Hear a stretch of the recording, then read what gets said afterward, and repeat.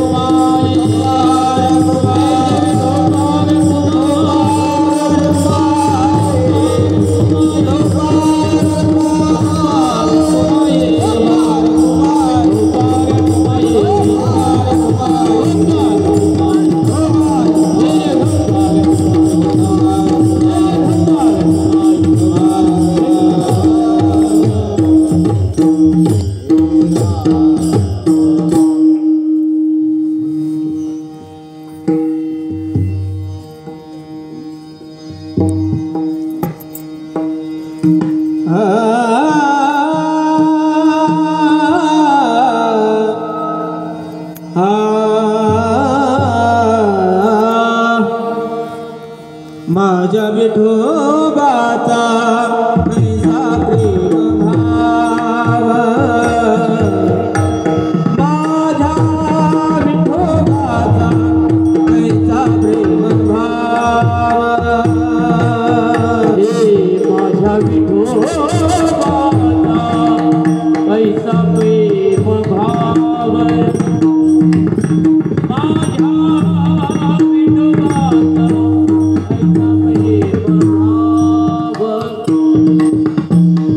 माझ्या विठोबाचा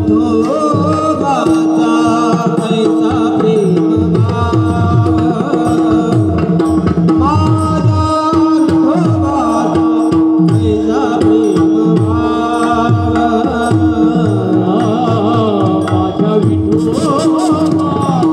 प्रेम भाव,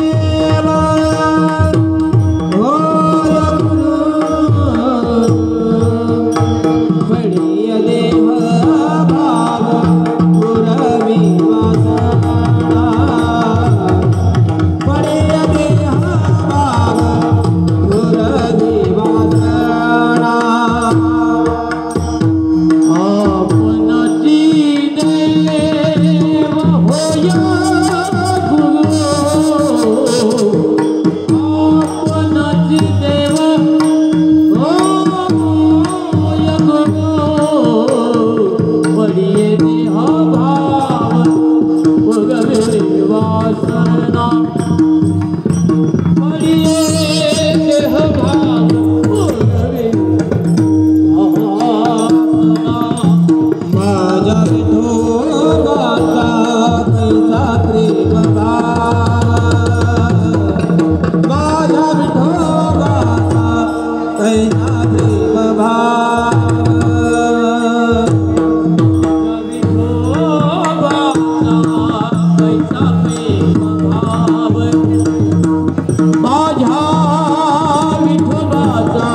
कैसा प्रेम भाव,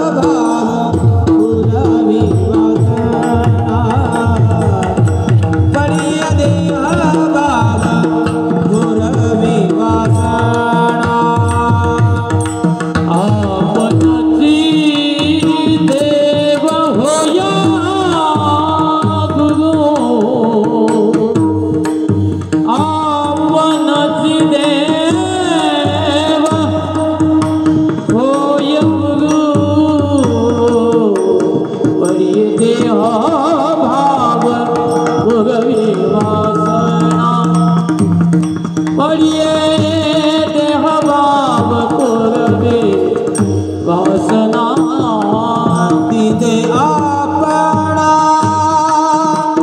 पासून न्यावे तिथे आपणा पासून न्यावे तिथे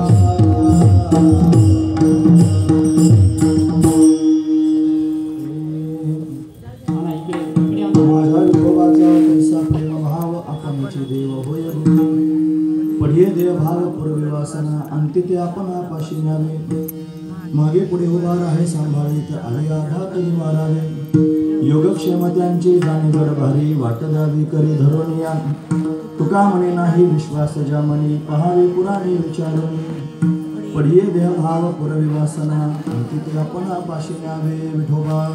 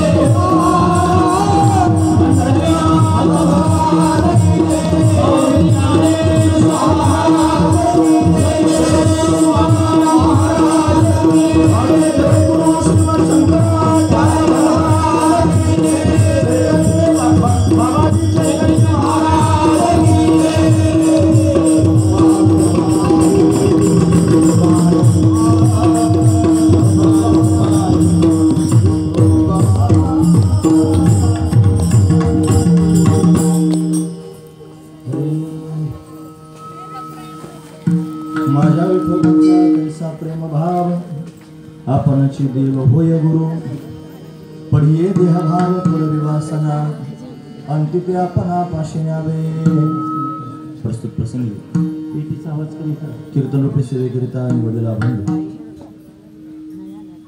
जगद्गुरु जगतवंदनीय सर्वांच्या अंतकरणाचा अधिष्ठान असणारे माऊली तुकोबराय यांचा गुरुपरंपरेतील आणि भगवान पांडुरंग परमात्म्याचे विलक्षण असणारं प्रेम प्रतिपादन करून सांगणारा अशा पद्धतीचा अभंग आहे. या अभंगामध्ये माऊली तुकोबराय आपल्याला काय प्रतिपादन करून सांगतात तत्पूर्वी आपण एकदा संतांना नमन करूया.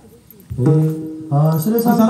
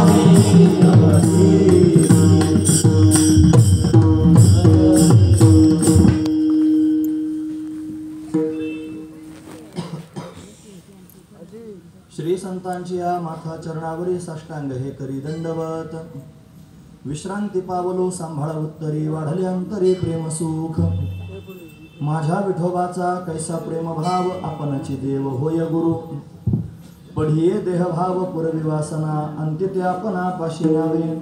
प्रस्तुत प्रतिवर्षीप्रमाणे याही वर्षी संपन्न होत असणारा आपला हा अखंड हरिनाम सप्ताह या सप्ताहातील असणारी ही 6व्या क्रमांकाची भगवंताची कीर्तन रूपी सेवा ही अकारण करुणा वरून आले भक्तकाम कल्पद्रुम भगवान पांडुरंग परमात्म्याच्या अथांग करुणेने त्याच्या दयेने या सर्व संयोजक मंडळींच्या माध्यमातून आमच्या वाटेला आलेले आहे।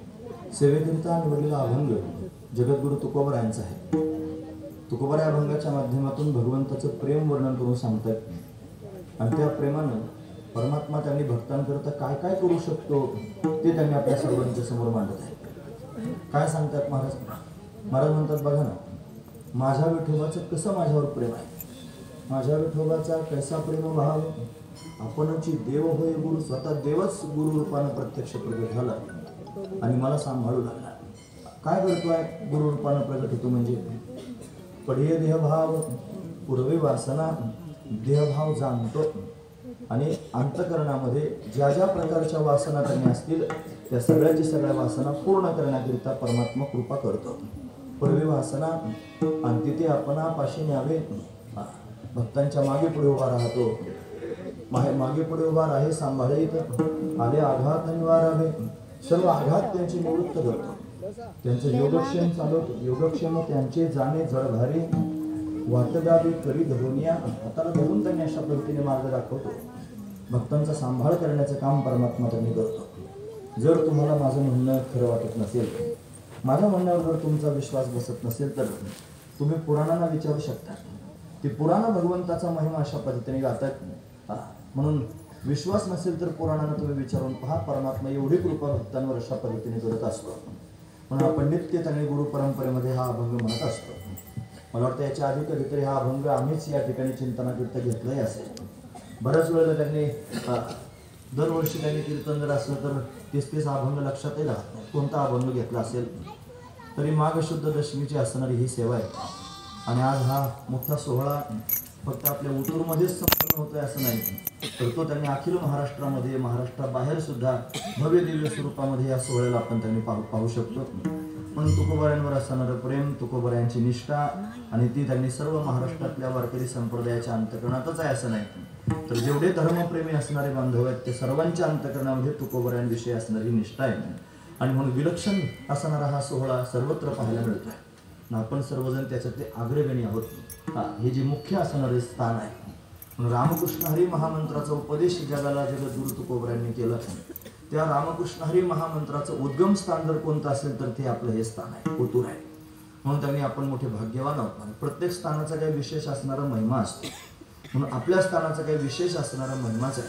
म्हणून का तुकोबरायांना या स्थानावरती अनुग्रह प्राप्त झाला असेल, का बरं त्यांनी ही भूमी अशा पद्धतीने निवडली गेली असेल, ते त्यांनाच माहिती आहे।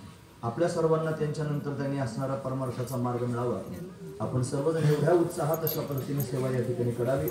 म्हणून प्रत्येक ठिकाणी अनेक स्थानं पाहायला मिळतील की तिथे त्यांनी लीला करून ठेवलेली आहे आणि ती लीला असलेली आपल्याला प्रत्यक्ष पाहायला मिळते। तुकोबराय सामान्य मनुष्याच्या रूपाने जरी दिसत असले तरी सुद्धा तुकोबराय म्हणतात, तुका भासाला मानवी वेशधारी, परिहार लीला विग्रही निर्विकारी, ते निर्विकार असणारं तत्व त्यांनी आणि तुकोबरायांच्या रूपानं प्रत्यक्ष प्रगट झालं होतं आणि लीला करत होतं। हे लीलाकारी असणारे संत आहेत, ते लीला करतात, आपण अनेक वेळेला श्रवण करत असतो। परत ऐकून ठेवा, लीला म्हणजे काय होतं? संतांचं चरित्र आपण पाहतो, ते लीला करतात। लीला करतात म्हणजे नेमकं काय? ज्या क्रियेमध्ये कोणतेही कर्म आपण करतो, ते कर्म करण्याच्या आधी जर आपल्याला कोणत्याही प्रकारचा स्वार्थ नसेल आणि कर्म पूर्ण झाल्यानंतर जर आपल्याला अभिमान होत नसेल तर त्याला लीला असं म्हणावं। हे फक्त दोनच करू शकतात, एक देव करतो आणि दुसरे संत करतात, म्हणजे संतांची असणारी लीलाच आहे। हे जे दिव्य असणारं स्थान आहे त्यांनी लीला करण्याकरिता निवडलं आणि या स्थानावरती विलक्षण असणारी लीला संतांची आपल्याला पाहायला मिळाली। पण आपण या भूमीत त्यांनी प्रगट झालेलो आहोत, या परिसरात पंचक्रोशीत आपलं त्यांनी प्राकट्य झालं म्हणजे आपण मोठे भाग्यवान आहोत। ही अनुग्रहाची असणारी भूमी आहे। सो म्हणून अशा पद्धतीने त्यांनी भगवंतानं माझ्यावर कृपा केली, भगवंताचं प्रेम माझ्यावरचं त्यांनी मला पाहायला मिळालं आणि मला श्रीगुरूंची प्राप्ती झाली। तो देव स्वतःच गुरुच्या रूपानं प्रत्यक्ष प्रकट झाला आणि अशा पद्धतीने सर्वांना सांभाळू लागला। असा अभंगाचा सरळ अर्थ पाहण्याचा आपण प्रयत्न केला। हे विठोबा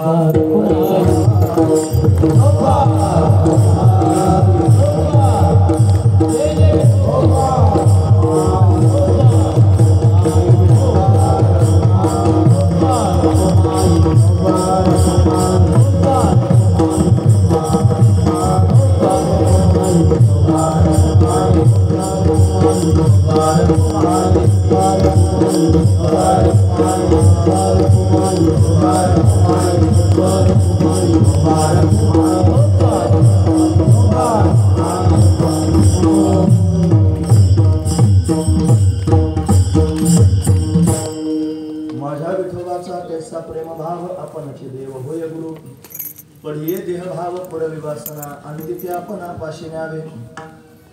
सेवेला सुरुवात करण्यापूर्वी थोडासा परिहार देतो.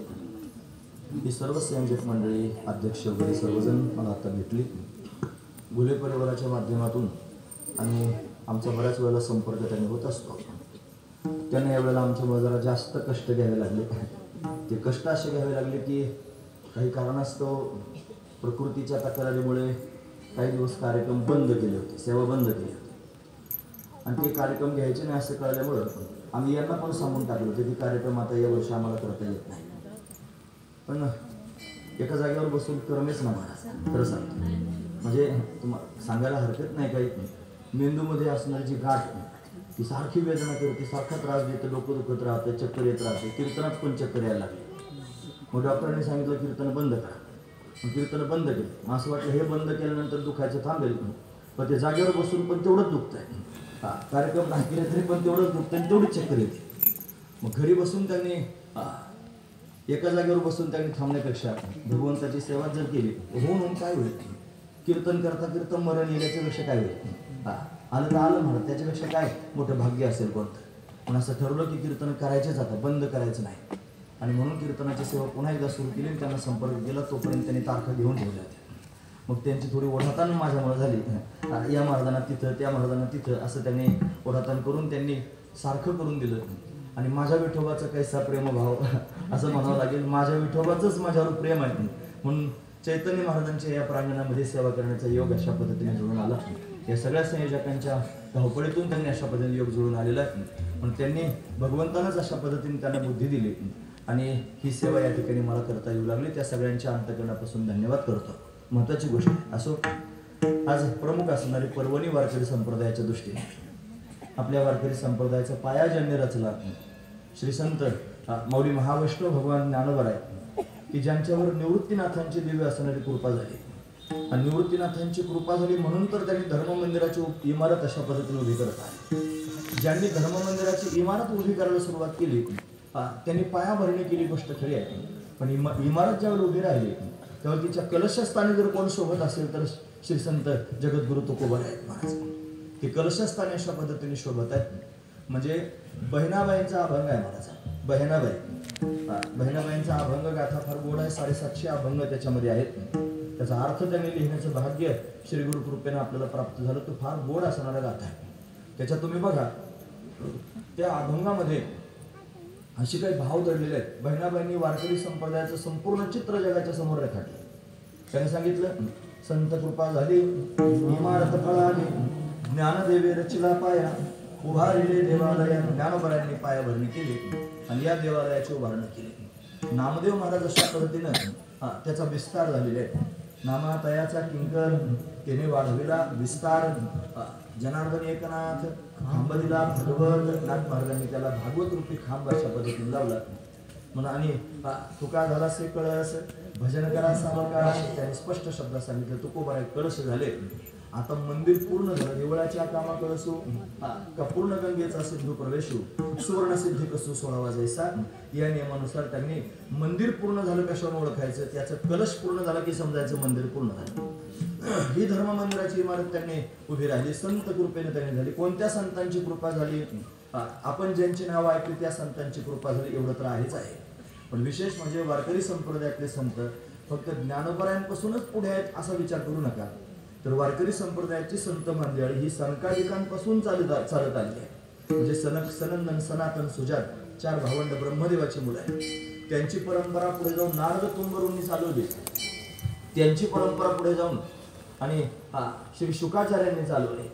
त्यांची परंपरा पुढे जाऊन श्री आद्य जगद्गुरु श्रीमद शंकराचार्यांनी चालवली. आपल्या वारकरी संप्रदायात हे पूर्व संत प्रमाण असणारे संत आहेत. मला त्यांची नावं तुमच्या समोर संत वाङ्मयातून सांगता येतील. महाराज म्हणतात शुक सनकादिक नारद तुंबर भक्तांच्या पोटी. शुक सनकादिक नारद तुंबर भक्तांच्या पोटी कवाडाडोनी पाहता की जग जेथे. हे आपल्या वारकरी संप्रदायातले संत आहेत. पण शुकाचार्यांचं नाव आलं. आद्य जगद्गुरु श्रीमंत शंकराचार्य सुद्धा वारकरी संप्रदायातले संत आहे. पावली महाविष्णू भगवान ज्ञानोबा आहेत त्यांच्याविषयी बोलताना म्हणतात, भाष्यकारा ते वाट पुसतो. मी भाष्यकार म्हणजे आद्य जगद्गुरु श्रीमंत शंकराचार्य, त्यांना रस्ता विचारतोय. हे त्यांनी धर्म कार्य मी या ठिकाणी करतोय. हे धर्म कार्य करत असताना, या धर्म मंदिराची इमारत उभी करत असताना मी रस्ता जर कोणाला विचारला तर आद्य जगद्गुरु श्रीमंत शंकराचार्याने विचारला. नाथ महाराज म्हणतात, बंधू आचार्य शंकरू, जो ग्रंथार्थ विवेक चतुरू, सांडोनी कर्मठतेचा विचारू, प्रबोधतीन करू प्रगटला. शंकराचार्यांचं वर्णन आहे. जगद्गुरु तुकोबरायांनी कळस केला. तुकोबराय म्हणतात, तुका करी प्रणिपात दंडवत आचार्य. तुकोबराय त्यांनी आचार्यांना दंडवत अशा पद्धतीने करतात. तुकोबराय दंडवत करतात असे आचार्य जगात दुसरे कोणतेच नाहीत. ते आद्य जगद्गुरु श्रीमंत शंकराचार्यांचंच वर्णन त्यांनी करतात. पिकले तया खाणे किती पंगतीशी सुकाळ अशी सगळी प्रमाण पाहून घ्या. म्हणजे तात्पर्यार्थ मला हा सांगायचं, हे पूर्वपूर्व असणारे संत आहेत. या सर्व संतांची कृपा झाली आणि उत्तर संतांच्या माध्यमातून एक इमारतच उभी राहिली. आणि ती इमारत जर काही कोणती असेल तर ही त्यांनी धर्म मंदिराची इमारत आहे. जगद्गुरु तुकोबराय कलशस्थानी शोभतात. फक्त तेवढंच बहिणाबाईंनी वर्णन केलं असं नाही, त्याच्यात आणखी भर लागते. ते म्हणतात, बहिणी फरक कसे भजान निरूपण केले ओजा. ओज म्हणजे त्यातलं तत्व, त्यातलं त्यांनी विशेषत्व, त्यातला मूळ असणारा गाभा मी तुमच्या समोर वर्णन करून सांगते. बहिणी फडकत असे ध्वजा, मंदिराच्या वरती ध्वजा फडकत असते. ती ध्वजा म्हणजे त्यांनी बहिणी झाली आहे. या बहिणाबाई त्यांच्याबरोबर बऱ्याच काळापासून आहेत महाराज. चौयुगाचा भक्तरामा उभा कीर्तनी, पाठीमागे डोळे झाकून उभे ते जणी असं आपण त्यांनी म्हणतो. म्हणजे त्यांनी सत्ययुगामध्ये ज्यावेळेला ते प्रल्हाद झाले त्यावेळेला पद्मिनी नावाची दासी झाली होती महाराज. त्रेतायुगामध्ये त्यांनी रामरायाच्या रूपाने ते प्रगट झाले, मग ती मंथरा झाली होती. म्हणजे देव कार्य करण्याकरिता, बरं, देवाच्या कार्यात मदत करण्याकरिता. द्वापारयुगामध्ये सुद्धा अशा पद्धतीने तिचं भगवान श्रीकृष्ण परमात्म्याच्या सानिध्यात प्राकट्य झालंच आहे. ती त्यांनी त्रिवक्रा नावाची दासी होती, कंसाचा अंगराग करण्याकरिता गेली होती. आणि नामदेव महाराजांच्या रूपाने ज्या वेळेला तुकोबराय प्रगट झाले, म्हणजे प्रल्हादजी त्यांनी प्रगट झाले, त्यावेळेला जनाबाईच्या रूपाने अशा पद्धतीने त्यांचं प्राकट्य झालं. आणि तेच नामदेव महाराज ज्या वेळेला तुकोबरायांच्या रूपाने प्रगट झाले त्यावेळेला त्यांच्या सेवेमध्ये बहिणाबाईंच्या रूपाने अशा पद्धतीने त्या प्रगट झाल्या. म्हणजे अशी त्यांची परंपराच आहे महाराज. आम्ही शिवूरला कीर्तनाला जात असतो. शिवूर बहिणाबाईंचं स्थान आहे आणि ते म्हणजे संभाजीनगर जिल्ह्यामध्ये वैजापूर तालुक्यामध्ये शिवूर नावाचं गाव आहे. शिवूर बंगला असं त्याला म्हणतात. आणि तिथं बहिणाबाईंचं समाधी स्थान आहे महाराज. म्हणून ते त्यांचं स्थान आहे. त्यांनी आपलं आत्मचरित्र स्वतः अशा पद्धतीने लिहिलेलं आहे आणि त्याच्यात त्यांनी हे वर्णन केलेलं आहे की एवढ्या युगांपासून मी तुकोबरायांबरोबर प्रवास करते. तुकोबराय सामान्य आहे हा त्यातला भाग. 13 जन्म त्यांनी त्यांची अशा पद्धतीने लिहून पाठवले. लिहून त्यांनी अशा पद्धतीने आपल्याला दाखवलं. तात्पर्यार्थ मला एवढाच सांगायचं की आपला जो वारकरी संप्रदाय त्या वारकरी संप्रदायाची अशी रूपरेषा आहे की जी त्यांनी अतिशय उत्तुंग आहे महाराज. ते अतिशय श्रेष्ठ आहे. या वारकरी संप्रदायाला अद्वैताची बैठक आहे. अद्वैत तत्वज्ञान वारकरी संप्रदायात त्यांनी सांगितलं, पण फक्त अद्वैतापर्यंतच थांबले असं नाही. मग ते अद्वैत त्यांनी मला तसंच ठेवून भगवंताची विलक्षण असणारी भक्ती जगाच्या समोर प्रतिपादन करून सांगितली. ती भक्ती पण अतिशय महत्वाचीच आहे महाराज. अभेदुनी भेद राखीला अंगी वाढावया जगी प्रेम सुख. पण अभेद स्थिती प्राप्त करून घेतली आणि पुन्हा त्यांनी मला भेद शिल्लक ठेवला कशाकरिता, आणि भक्तिप्रेम जगाला अशा पद्धतीने प्राप्त व्हावं, विलक्षण असणारं सुख प्राप्त व्हावं म्हणून. विलक्षण सुख हा जो शब्द आहे की नाही, गुरुजी वर्णन करून सांगायचे. गुरुजी म्हणजे वैकुंठवासी रंगनाथ महाराज परभणीकर. तुम्ही ऐकतात ना सर्वजण, महत्वाचा मुद्दा सांगतात. गुरुजी म्हणायचे सुख जर म्हणायचं असेल, आनंद जर म्हणायचा असेल तर विषयातही लोक पाहतात. म्हणून त्यांनी त्याला विलक्षण म्हणता येत नाही. विलक्षण असणारं सुख जर त्यांनी म्हणायचं असेल तर ते जीवनमुक्त झाल्यानंतर जे प्राप्त होतं त्याला विलक्षण असणारं सुख म्हणावं. आणि ते विलक्षण सुख त्यांनी महाराज फक्त संत महापुरुष अशा पद्धतीने भोगू शकतात. आणि ते विलक्षण सुख आपल्या समोर सांगायचं काम सुद्धा ते संत महापुरुष करतात. या वारकरी संप्रदायामध्ये ते सुख भोगण्याकरिता जर काय तरतूद असेल तर ती तरतूद म्हणजे त्यांनी ज्ञान पूर्ण होऊन भगवंताची भक्ती करणं ही त्याची ती तरतूद आहे महाराज. म्हणून संप्रदायच असा आहे की ज्याला अद्वैताची बैठक आहे आणि अद्वैत स्थिती प्राप्त करून पुन्हा भगवंताच्या भक्तीमध्ये हे रूप त्यांनी होता. टाळा टाळे लोपला नाद अंगो अंगी मुराला छंद भोग भोगिताची आटला भेद ज्ञान गिळून गावा गोविंद गा. ज्ञानाला गिळून गोविंद गाण्याची जी परंपरा आहे ती आपल्या संप्रदायातली परंपरा आहे. आणि ही परंपरा जर कुठून आली असेल, कोणत्या पद्धतीने त्यांनी प्राप्त झाली असेल तर या महापुरुषांच्या माध्यमातून प्राप्त झाली. म्हणून त्या महापुरुषांचा डंका त्यांनी वाचतोय आज अख्ख्या भारतामध्ये. तुम्ही त्यांनी बघा मोठे मोठे महापुरुष. आता अलंकापुरामध्ये श्री गोविंद देव गिरीजी महाराज त्यांनी मोठा सोहळा त्यांनी केला. आणि त्या सोहळ्यामध्ये भारतातून त्यांनी अनेक स्थानावरून मोठे मोठे महात्मे महापुरुष आले. त्या प्रत्येक महात्म्याने प्रत्येक महापुरुषाने ज्ञानोबा तुकोबा यांची ख्याती गायली. त्या महाराष्ट्राच्या मातीत पाय ठेवल्यानंतर त्यांनी महाराज एवढं त्यांनी वैभव त्यांना साधू संतांचं पाहायला मिळालं की ते त्यांनी अवाक झालेले आहेत. आश्चर्यचकित होऊन त्यांनी संतांचा महिमा वर्णन करून सांगतात. म्हणून त्यांनी ह्या संतांचे विचार ते त्यांनी महाराज सकल भारतामध्ये नव्हे भारताबाहेर अख्ख्या विश्वामध्ये अशा पद्धतीने सर्वांना अग्रगणी आहेत. म्हणून ते विचार का त्यांनी अग्रगणी आहेत त्याचं कारण असंच आहे की ज्ञान प्राप्त करून घेतल्यानंतर मनुष्य जीवनमुक्त होतो. जीवनमुक्त झाला म्हणजे काय होतं, त्याचा प्रवास थांबतो. त्याचा प्रवास थांबतो. मुक्त होणं सामान्य गोष्ट नाही. ते ऐकायसारखं त्यांनी मला तेवढं सोपं नाही. आपण जेवढं सोपं ऐकतो की नाही तेवढं सोपं ते नाही. मुक्त होण्याकरिता फार खटाटोपी आहे, फार अट्टहास आहे. वेगवेगळ्या मार्गाने वेगवेगळ्या त्यांनी पद्धतीने जर आपण प्रवास करत असलो तर मुक्त होण्याकरिता अट्टहास करावा लागतो. मी सांगतो असं नाही, तुकोबऱ्यांचं प्रमाण सांगतो. ते म्हणतात याजसाठी केला होता अट्टहास शेवटचा किस गोड व्हावा. शेवटचा दिवस म्हणजे लोक त्यांनी अंत्यविधीचा दिवस म्हणतात, दशक्रियेचा दिवस म्हणतात, श्राद्धाचा दिवस म्हणतात. तसला शेवटचा दिवस नाही. मग शेवटचा दिवस म्हणजे काय, ज्या दिवशी जीवदशा संपून जाते तो शेवटचा दिवस. आपण जीव कधी झालो हे आपल्या कोणालाच माहित नाही. तुम्ही ऐकतात नसतं, थोडा कठीण आहे असू द्या. मी माझ्या विठोबाचा प्रेम भाव सांगणारच आहे, मला तिकडच जायचं आहे. पण सुरुवातीला त्यांनी माणसं थोडं कठीण ऐकून घेतात. मी अजून असू द्या. म्हणून मुक्त होण्याकरिता अट्टहास करावा लागतो. याच्यासाठी केला होता अट्टहास. शेवटचा दिवस सांगतोय जीवपणा संपतो तो शेवटचा दिवस असतो. कधी जीवपणा तुम्हाला आला तुम्हाला काही सांगता येणार नाही. आपण अनेक योनींमध्ये अनेक खाणींमध्ये त्यांनी प्रवेश केला आणि अनेक वेळा जन्माला त्यांनी आणून प्रत्येक वेळा आपली फजिती झाली. असे अनेक प्रमाण आपल्याला पाहता येते. पण किती वेळा जन्माई आले, नित्य व्हावे फजित, नित्य फजिती आपली त्यांनी पाहायला मिळते. पण पुन्हा पुन्हा जन्मून त्यांनी अशा पद्धतीने आपण मरतो. का मरतो, फक्त मुक्त होत नाही म्हणून. सगळं काही झालो आजपर्यंत आपण गाढव कुत्रा सगळ्या योनीमध्ये झालो, प्रवास केला, फक्त जे झालो नाही त्याचं नाव आहे मुक्त. जर मुक्त झालो असतो तर इथं बसलेलं दिसलो नसतो. महत्वाची गोष्ट आहे. ज्या अर्थी आपण इथं बसलेलो आहोत त्या अर्थी आपण मुक्त झालो नाही. आणि अट्टहास कशाकरिता करायचा, मुक्त होण्याकरिता. याच्यासाठी केला होता अट्टहास शेवटचा दिवस गोड व्हावा. आता निश्चिंतीने पावलो विसावा. तुकोबरे म्हणतात मला विश्रांती प्राप्त झाली. पावलो विसावा खुंटलिया धावा तृष्णेची. अंतकरणात अनेक प्रकारच्या तृष्णा उद्भवतात. हे पाहिजे, ते पाहिजे, ते पाहिजे. या सगळ्याची सगळ्या तृष्णा त्यांनी थांबून गेल्या. खुंटलिया धावा तृष्णेची. कशाला झालो, कौतुक वाटे झाली या भेचाचे. नाममंगळाचे ते निगुणे. भगवंताचं मंगलमय असणारं नाम प्राप्त झालं आणि त्या नामाच्या माध्यमातून त्यांनी ही साधना घडली. आणि फार कौतुक वाटतं की त्या नामाच्या सामर्थ्यानं अशी अवस्था मला प्राप्त झाली. पण तुका म्हणे मुक्ती परिणली नोवरी. आता दिवस 4 खेळी मिळे मुक्त स्थिती प्राप्त करून घेतली. आता जे 4 दिवस शिल्लक आहेत ते खेळी मिळे आहेत. ते 4 दिवस जे खेळी मिळे शिल्लक आहेत त्याचा जो आनंद घ्यायचा त्याला विलक्षण आनंद म्हणतात. आणि तो विलक्षण आनंद संत अशा पद्धतीने घेत असतात. अशी अवस्था जगद्गुरु तुकोबाऱ्यांना का प्राप्त झाली, ही अवस्था त्यांनी तुकोबाऱ्यांना कशी भेटली, कोणत्या माध्यमातून प्राप्त झाली असेल. ते म्हणतात कौतुक वाटे झाली या वेचाचे. नाम मंगळाचे ते निगुणे. भगवंताच्या नामानं मला ही स्थिती प्राप्त झाली. हे नाम कसं प्राप्त झालं असेल, या नामापर्यंत तुम्हाला जाता कसा आला ते काय कृपा करून त्यांनी सांगा. असं जर कोणी तुकोबाऱ्यांना म्हणत असेल, तुकोबाऱ्या सांगतात खरं सांगू का, जगामध्ये भगवान त्यांनी आहे, गच्च भरलेला आहे. तो सर्व ठिकाणी व्यापक आहे. तो सत्य स्वरूप आहे, तो चैतन्य स्वरूप आहे, तो आनंद स्वरूप आहे. फक्त त्या परमात्म्याला आपण त्यांनी ओळखून त्याच्याशी संवाद साधला पाहिजे. आणि भगवंताशी संवाद प्रत्येकाला साधता येतो. असा कोणीच नाही की ज्याला देवाबरोबर बोलता येत. खरं देव सर्व ठिकाणी आहे, त्याला सर्व ऐकू येतं. बिनु पद चल हो सुन हो बिनु काना. बिनु कर करत कर्म विहीनाना. बिगर पायाचा चालतो. हात नसताना त्याने काम करतो. डोळे नसताना पाहतो. कान नसताना ऐकतो. तो सर्व ठिकाणी व्यापक सर्वज्ञ. हरि व्यापक सर्वत्र समान. हरि व्यापक सर्वत्र समान. हरि व्यापक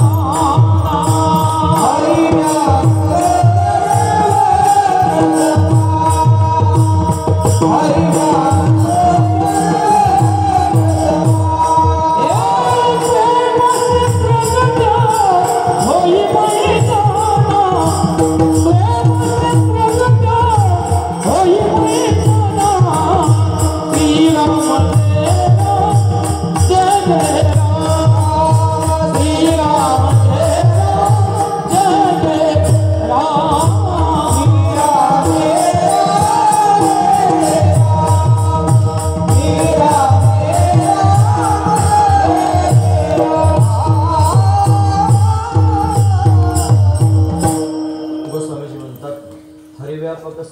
समाना प्रेम ते प्रगट वही मे जाना. हरी सर्वत्र समान रूपाने व्यापक आहे. जिथं प्रेम त्यांनी असेल तिथं प्रत्यक्ष परमात्मा प्रगट होतो. जसं म्हणाल तसं प्रगट होतो.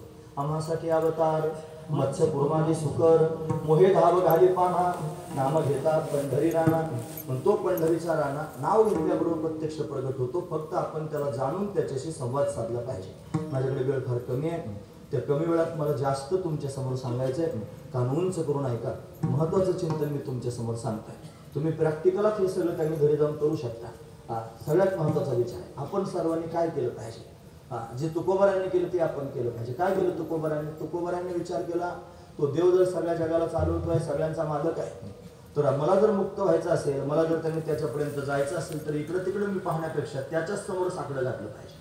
त्याच्याशी संवाद साधला पाहिजे. तुकोबारा अंतकरणापासून भगवंताला साकडं घालून त्याने महाराज त्याचं चिंतन करू लागले. त्यालाच आई म्हणले, त्यालाच बाप म्हणले. कृष्ण माझी माता, कृष्ण माझा पिता, बहीण बंधू चुलता कृष्ण माझा, कृष्ण माझा गुरु, कृष्ण माझा तारू, उतरी पहिलं पारू भव नदीचा, कृष्ण माझे जन, कृष्ण माझे मन, सोयरा सज्जन कृष्ण माझा, तुका म्हणे माझा श्रीकृष्ण विसावा, वाटेनं करावा परता जीवा. हे सगळे अभंग पाहू द्या. मग भगवंताच्या ठिकाणी अनन्य झाले आणि अनन्य होऊन भगवंताशी संवाद साधू लागले. देवा मला असं वाटतं की तुझ्यापर्यंत आलं पाहिजे. मला असं वाटतं तुझं दर्शन झालं पाहिजे. मला असं वाटतं तू मला भेटला पाहिजे. मला असं वाटतं तू मला दिसला पाहिजे. मला असं वाटतं तू माझ्याशी तोंड भरून बोललं पाहिजे. या सगळ्याची सगळ्या भावना अंतकरणात त्यांनी घेऊन भगवंतावर संवाद करायला सुरुवात केली. बघा ना, सामान्य माणसाच्या मनामध्ये सुद्धा अनेक प्रकारचे स्वप्न असतात आणि ते स्वप्न पूर्ण करण्याकरिता मनुष्य धावपळ करतो. ज्याचं लग्न झालं नाही त्याला बायको करण्याचे स्वप्न असतात. ज्याला बायको झालेली आहे त्याला मुलं होण्याचे स्वप्न असतात. जो त्यांनी भाड्याच्या घरात राहतो त्याला त्यांनी स्वतःचं घर होण्याचे स्वप्न असतात. मग संसारातले सगळे स्वप्न त्याने मनुष्य पाहतो आणि ते स्वप्न पूर्ण करण्याकरिता अट्टहास करत असतो. तसं जसं संसारातलं त्यांनी स्वप्न पाहून मनुष्य पूर्ण करण्याकरिता धावपळ करतो, तसं परमार्थ करत असताना सुद्धा परमार्थाचे काही स्वप्न पाहिले पाहिजे. महत्वाची गोष्ट आहे. काय स्वप्न पाहिले पाहिजे जरा मनात विचार करा. माऊली ज्ञानोबराय, नामदेव महाराज, जनाबाई या सर्वांच्या संगतीत परमात्मा राहत होता. अशी चरित्र आपण पाहतो. जनाबाईला आपण म्हणतो गौऱ्या थापू लागत होता. ज्ञानोबरांची भिंत अंगी ओढत होता. हे सगळेचे सगळे प्रमाण आपल्याला पाहायला मिळतात. उचे नीचे काही नेने भगवंत तिष्ठे भाव भक्ती रेखुनिया दासी पुत्र कन्या विद्राच्या भक्षी दैत्या घरी रक्षी प्रल्हादासी चर्मरंगू लागे रोहिदासा संगे कविराचे मागे शिजविनी सजन कसा या विभू लागे मास मायाचा वत्यास खुरपू लागे. ही सगळी प्रमाण पाहना. या प्रत्येक संतांच्या जीवनामध्ये भगवंताच्या अस्तित्वाचा अनुभव आहे आणि परमात्मा त्यांच्या सानिध्यात उभा राहिला, त्यांना भेटला, त्यांच्याशी बोलला, त्यांना काम करू लागला. हे सगळं त्याने करू लागला. आपल्या घरी देवानं काम करायला यावं असं विचार करू नका. त्यांच्या घरी काम करण्याकरिता आलाय पण ते ठीक आहे. आपल्या घरी काम करायला येऊ नये पण निदान एकदा डोळे भरून पाहता तरी यावा ना. स्वप्न आहे महाराज, मला देव पाहता यावा, मला देवाबरोबर बोलता यावं, देवानं माझ्याशी तोंड भरून बोलावं, हे स्वप्न आहे. तुकोबारांचं स्वप्न सांगतो मी तुम्हाला. ते म्हणतात नको ब्रह्मज्ञान आत्मस्थिती भाव मी भक्त तू देव आहे सरी. बघा बरं पुढचे स्वप्न म्हणून दाखवतात. जावे रूप माझ गोपी मला ठेवीन चरणावर माता, तुझ्या चरणावर मी माझा मस्तक ठेवीन. पाहिन श्रीमुख स्वप्न आहे. दीनालिंगन स्वप्न आहे. जीवे निंबलून उतरीन स्वप्न आहे. कुसता सांगेन हितगुजमात बैसून एकांत सुख गोष्टी स्वप्नच आहेत. तुका म्हणे असते नला विभूषी माझे अभ्यंतर जाणून या. पण देवा मला असं स्वप्न आहे माझ्या मनात की तू यावास, मी तुला डोळे भरून पाहावं, माझं मस्तक मी तुझ्या चरणांवर ठेवावं, मी तुला आलिंगन द्यावं. निंबलून त्यांनी उतरवणं म्हणजे काय, एखादा मनुष्य फार दिवसापर्यंत घराच्या बाहेर गेलेला आहे, तो घरी आला हा निरोप त्याने आईला ज्यावेळेस त्याच्या कळतो, बायकोला कळतो, घरात जाते, तांब्याभर पाणी घेते, भाकरीचा तुकडा घेते आणि ती त्याच्यावर असं उतरून टाकते, असं वळून त्याच्यावर टाकले, याला निंबलोन करणं असं म्हणतात. तुकोबाराय म्हणतात तू जर भेटलास ना देवा, माझा जीव तुझ्यावर वळून टाकेन, जीवे निंबलोन उतरेन असं त्यांनी म्हणतात. तू फक्त भेट माझ्या समोर प्रत्यक्ष प्रगट हो, माझी अशी अपेक्षा. असे अनेक प्रमाण आहेत. वाटोले पाहता शेनले डोळले दाविसे पावले कैवडोळा तू माये मावली कृपेची सावले विठ्ठले पाहिले वास तुझी काबा मुकलेले कोणा निरविले कठीण कैसे झाले हृदय तुझे. तुका म्हणे माझ्या असावल्या बाह्या तुझं क्षेम द्यावं या पांडुरंगा. देवा तुला क्षेम म्हणजे आलिंगन देण्याकरिता माझे हात असावलेले आहेत. हे स्वप्न आहे तुकोबारायांचं. तुम्हाला कळतं ना मी काय सांगतो ते महत्वाचा मुद्दा सांगतो. ते म्हणतात माझ्या इंद्रियासी लागले भांडण म्हणतील कान रसना झाले, करती तळमळ हस्तपाद भाड, नेत्रासी दुकाळ पडला थोर. फार दुष्काळ पडला रे देवा माझ्या डोळ्यांना. का मला सगळं जग दिसतंय पण त्या जगात मला हुरहुर वाटते. जसं चुकलेलं बाळ त्याची आई पाहण्याकरिता त्यांनी अट्टहास करतं, तसं या सगळ्या जगामध्ये मला तू भेटावंस अशी अपेक्षा आहे. माझे डोळे तरसलेले आहेत, तुझे शब्द ऐकण्याकरिता माझे कान तरसलेले आहेत, तुला आलिंगन देण्याकरिता माझे हात तरसलेले आहेत, माझं कपाळ तरसलेलं आहे तुझ्या चरणांवर अशा पद्धतीने ठेवण्याकरिता. ही अवस्था तुकोबरांच्या चित्ताची त्यांनी झाली. जीवना वेगळी मासोळी कैसा तुका तळमळे, अखंड तळमळ त्यांनी भगवंताच्या भेटीची अंतकरणामध्ये त्यांनी होती आहे. ही तळमळ त्यांनी झालेली आहे. आता मला तुझ्या वाचून दुसरं काही त्यांनी कळत नाही, मला तुझ्या वाचून दुसरं काही दिसत नाही, मला तुझ्या वाचून त्यांनी दुसरं काही बोलवत नाही, बोलणेच नाही. आता देवाविन काही, आता देवा वाचून काही बोलायचं नाही. आता जर पाहायचं असेल तर फक्त देवच पाहायचा, त्याच्या वाचून दुसरं काही पाहायचं नाही. जर हवा असेल काही तर फक्त देवच हवा असा वाटतो, दुसरं काहीच नको. ज्ञानोबा आहे म्हणतात, तो मज भावा, तो मज भावा, वेळोवेळा भावा पांडुरंग, तो मज भावा, तो मज भावा, तोच मला हवा आहे, त्याच्या वाचून दुसरं काही नको. ज्ञानोबरांची अशीच अवस्था आहे. ते म्हणतात चंदनाची चोळी माझे अंग अंग पोळी, अशी त्यांनी घन माझे गुण गुणा वारावा हे गुण गुणा भवतार कुहा काहा वेगी भेट वाका, अशी अवस्था त्याने चित्ताची भगवंताच्या भेटीकरिता झाली. देवा आता माझं पुण्य तूच आहेस, आता माझं पाप तूच आहेस, आता माझा धर्म तूच आहेस, आता माझा अधर्म तूच आहेस, आता त्यांनी माझा मोक्ष तूच आहेस, माझं बंधन पण तूच आहेस. आता जिथं त्यांनी मला तू घालवशील तिथं मी जायला तयार आहे, तू ठेवशील त्या स्थितीत मी राहायला तयार आहे. म्हणून माझं काय करायचं ते तू ठरवायचं, आता मी ठरवणार नाही. महत्वाची गोष्ट आहे, ज्यावेळेला अनन्य होतो ना मनुष्य त्यावेळेला बिनधास्त होत असतो. लक्षात घ्या, वर्षभराचं लेकरू आपलं त्याने असावं, वर्षभराच्या आतलं त्याने असावं, लहान असावं, आणि बापानं त्याने ते लेकरू आपल्या हातात घ्यावं आणि त्याच्यावर खेळावं. खेळता खेळता असं उंच फेकावं वरती. ते फेकल्यानंतर त्याने दुसऱ्या माणसाने फेकलं तर ठणान बोंब मारेल महाराज. पण बापानं जर वरती फेकलं ना ते हसायला सुरुवात करतं. असं कुठून हसतं महाराज काय सांगू, भीती वाटायच्या जागेवर हसतं. का बरं, त्याला माहिती आहे हा माझा बाप आहे, आम्हाला कधीच मरू देणार नाही, आम्हाला कधीच त्यांनी मला पडू देणार नाही, मला काहीच इजा होऊ देणार नाही. कधी कधी त्यांनी मुलांना वरतून गच्चीवर धरून असं टाकू का टाकू म्हणून ते जास्त हसतं महाराज. त्याला माहिती आहे काय ताकद आहे तुझी टाकाय, तू माझा बाप नाहीस, हा माझं सर्वस्व आहे, मी तुझ्या ठिकाणी अनन्य आहे. एवढी अनन्यता ज्या दिवशी आपल्या अंतःकरणात भगवंताविषयी होईल आणि त्या दिवशी भगवान त्यांनी आपल्याला सर्व काही देण्याकरिता तयार होईल. देवा मला बंधनात घालायचे की मुक्त करायचे ते तू ठरव. लोक म्हणतात मुक्त होण्याकरिता ज्ञानाची गरज असते आणि ज्ञान प्राप्त करून घेण्याकरिता गुरुची गरज असते. मी गुरुला शोधायला जाणार नाही, मी मुक्त होण्याकरिता तुम्ही अट्टहास करणार नाही. माझं सर्वस्व तू आहेस, माझी अनन्यता तुझ्या चरणांच्या ठिकाणी. अशी अनन्यता जगद्गुरु तुकोबारांची. हा एक दृष्टांत त्यांनी तुमच्या समोर सांग. एक विमान चालू होतं माझं विमान. ते विमान त्यांनी उंच आकाशात उडत असताना त्या विमानाला एकाएकी त्यांनी महाराज 8:10 आग लागली. बंद करा, ती आग लागली महाराज विमानाला. सगळे लोक घाबरले, कोण स्वतःचा जीव वाचवण्याचा प्रयत्न करायला लागले, कोण काय करतो, कोण कुठून, कोण खिडकीतून त्यांनी काय करायचं, कसं त्यांनी उडी मारायची, सगळेजण प्रत्येक ज्याच्या त्याच्या विचार होते. एक छोटीशी मुलगी होती आणि हातामध्ये त्यांनी एक पुस्तक तिच्या होतं आणि मस्त त्यांनी बसली होती, हसत होती महाराज. सगळ्यांची धावपळ चालू होती आणि सगळेजण त्यांनी पाहत होते. मुलगी मात्र मस्त आहे, त्यांना मात्र तिला काही कळतच नाही. मग सगळ्यांची धावपळ त्यांनी झाली. त्या विमान चालक जो होता पायलट त्यांनी मला ते विमान कंट्रोल केलं, कुठल्या तरी त्या विमानतळावरती त्यांनी ते उतरवलं आणि सगळं झाल्यानंतर धावपळ करणारे जे लोक आहेत ना ते धावपळ करणारे लोक त्या मुलीकडे पाहून तिला त्यांनी विचारायला लागले, आम्ही एवढे सगळे धावपळ करत होतो, जीव त्यांनी जायची वेळ आली होती, घामाघूम झालो होतो, अशी अवस्था आमची सगळ्यांची झाली, तर तू हसत का होतीस? ते म्हणजे खरं सांगू का, ते जे विमान चालक आहेत ना ते माझे बाबा आहेत, ते माझे वडील आहेत आणि मला माझ्या बाबांवर पूर्ण विश्वास आहे. त्यांना माहिती आहे माझी मुलगी मागे बसलेली आहे, काही जरी झालं विमानाला तरी माझ्या मुलीला त्यांनी इजा होईल, म्हणून मला शाश्वती होती अंतःकरणात की माझ्याकरिता ते विमान कुठेतरी सुखरूप अशा पद्धतीने उतरवणार आहे. छोट्याशा लेकराच्या अंतःकरणात तिच्या बाबांविषयी त्यांनी मला एवढी शाश्वती होती. मग आपल्या सगळ्यांच्या अंतःकरणात तो जगाचा बाबा आहे ना त्याच्याविषयी एवढी शाश्वती का नसावी महाराज? एवढी शाश्वती जर अंतःकरणात असेल तर जसं त्या मुलीला सांभाळण्याकरिता तो बाप अट्टहास करतो शांत विमान खाली उतरवलेला आहे, असं त्यांनी आपला जगाचा मायबाप सुद्धा त्यांनी महाराज आपल्याला सांभाळण्याकरिता तरतूद करेल ना. काहीच कळत नसू द्या तुम्हाला, कोणत्याच गोष्टीचं ज्ञान नसू द्या तुम्हाला, फक्त अनन्यता अंतकरणात ठेवा आणि पांडुरंगाची शरणागती करा. तो म्हणतो सर्व धर्मान परित्यज्य मामेकम शरणं व्रज अहं त्वा सर्व पापेभ्यो मोक्षयिष्यामि मा शुच. मी तुम्हाला मोक्ष देण्याकरिता तयार आहे. हा भगवंताचा स्वभाव आहे. तुकोबारांनी एवढीच अनन्यता भगवंताच्या ठिकाणी दाखवली आणि अनन्य झाले. त्याचा परिणाम जर काय झाला असेल तर परमात्मा त्यांनी तुकोबार यांचं प्रेम पाहून प्रसन्न झाला. आणि आपण ज्यावेळेला देवावर प्रेम करतो ना महाराज, त्यावेळेस देव आपल्यावर विलक्षण प्रेम करतो.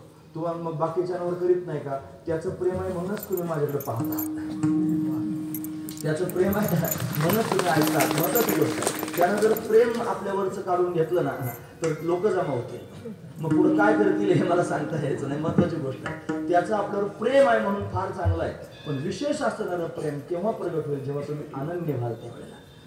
एका आईला 4 मुलं असतात. थोरला मुलगा त्यांनी करता झालेला असतो आणि लहान मुलगा अतिशय लहान असतो, त्याला स्वतःच्या हाताने खाता येत नाही. मग जे मोठा झालेला असतो ना त्याला जर भूक लागली ना ती मग ते बघ समोर ठेवलेला आहे, हाताने घेऊन खा. पण जे तानं लेकरू आहे की नाही त्याला खाता येत नाही, मांडीवर घेते रडायला लागल्यानंतर त्याला स्वतःच्या हाताने खाऊ घालते. जे नेंत आहे ना तिच्या ठिकाणी अनन्य आहे ना त्याला त्यांनी खाऊ घालण्याचं काम आई स्वतः करत असते. तसं तेवढं नेंत होऊन जर भगवंताच्या चरणाला लागलं तर भगवान सांभाळण्याचं काम करत असतो. हा विशेष असणारा भाव आहे. पण आपलं भगवंतावर प्रेम जर त्यांनी जडलं तर मग भगवान त्याचं आपल्याविषयी असणारं प्रेम त्यांनी प्रगट करतो आणि प्रगट करून या भवनदीच्या ताफ्यातून त्यांनी वाचवण्याचं काम करतो. आणि या भवनदीतून वाचवण्याकरिता जर कोण समर्थ असतील तर फक्त श्री गुरु समर्थ आहेत. म्हणून तो परमात्मा त्यांनी त्या भक्ताला आणि भवनदीतून उद्धरून नेण्याकरिता त्यांनी महाराज स्वतःच गुरु रूपानं प्रगट होत असतो आणि गुरु रूपानं प्रगट होऊन त्याला बोध प्राप्त करून देतो आणि त्या बोधानं तो त्यांनी महाराज उद्धरून जातो. हा त्यातला विशेष भाव आहे. तुकोबाराय म्हणतात असंच झालं. मी माझ्या देवावर फार प्रेम केलं. त्याला आई म्हटलो, त्याला बाप म्हटलो, त्याला भाऊ म्हणलो, त्यालाच गुरु समजलो, त्यालाच सर्वस्व समजलो. संपूर्ण समर्पण भगवंताच्या ठिकाणी केलं. ते समर्पण भगवंतानं माझं स्वीकारलं. माझ्या विशेष असणारं प्रेम परमात्म्याने दाखवलं. किती प्रेम परमात्मा माझ्यावर करतो काय वर्णन करून सांगू. माझ्या विठोबाचं माझ्यावर किती प्रेम आहे त्याचं किती वर्णन करून सांगू. काय केलं होतं तुकोबाराय भगवंताने त्यांनी तुमच्यावर एवढं प्रेम दाखवलं म्हणजे तो स्वतःच माझा गुरु झाला आणि गुरु होऊन उद्धरण्याकरिता आला. महाराज वर्णन करून सांगतात माझ्या विठोबा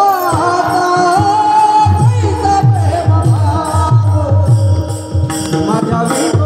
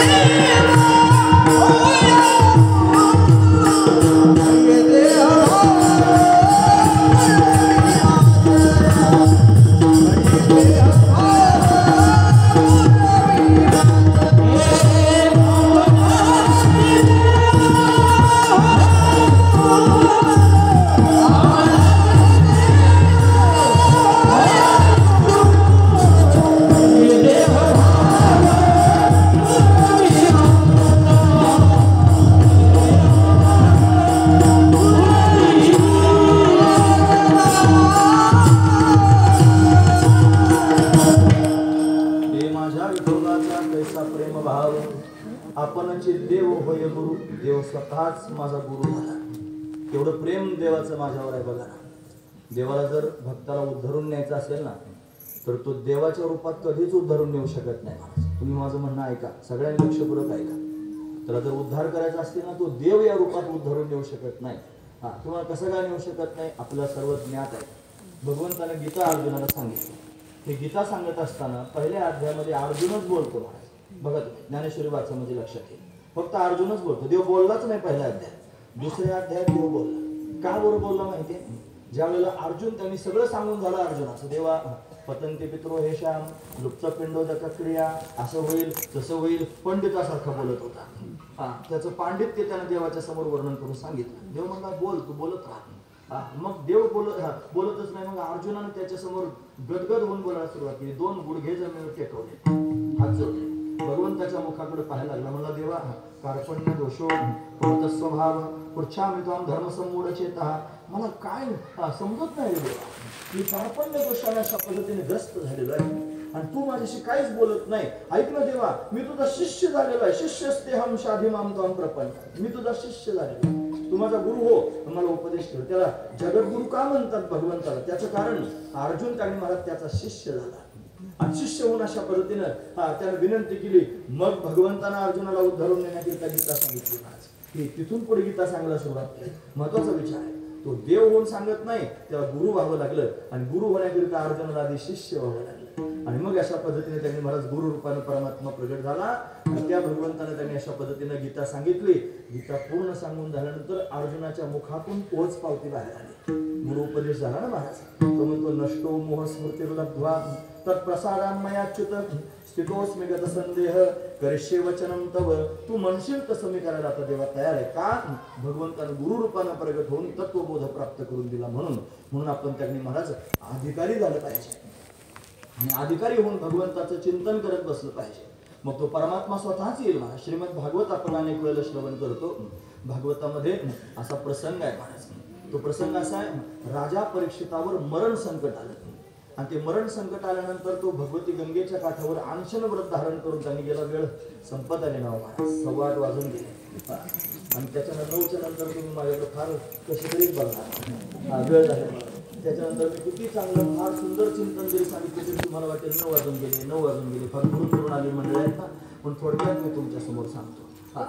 तुम्ही जर ऐकण्याच्या मनस्थितीत असाल ना, मला तुम्हाला फार बोर वाटेल. आम्ही भागवत कथा सांगतो ना, रात्री 1-1, 2-2 वाजेपर्यंत कथा चालतात. ही गोरीकर मंडळी आले त्यांना विचार मारा, रंगून जातात लोक, त्यांनी फार ऐकत राहतात. केवळ गोष्टी सांगायचं तात्पर्य नाही, त्यात भाव पण असतात. मला भाव कथा असते, त्यात ते भाव अतिशय महत्वाचे असतात. असू द्या, ते सांगण्यातच वेळ निघून जाईल. पुढचा मुद्दा सांगतो.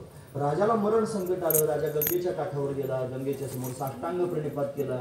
सर्वज्ञ असणारे ऋषीमुनी आले, त्याच्या समोर त्यांनी उभे राहिले. राजाने सांगितलं मला 7 दिवसात मरायचंय, मला लवकरात लवकर मरणाऱ्या माणसाच्या मुक्तीचा उपाय सांगा. कोणी म्हणलं जप कर, कोणी म्हणलं तप कर, कोणी म्हणलं यज्ञ कर. तो उपाय काही योग्य वाटे ना.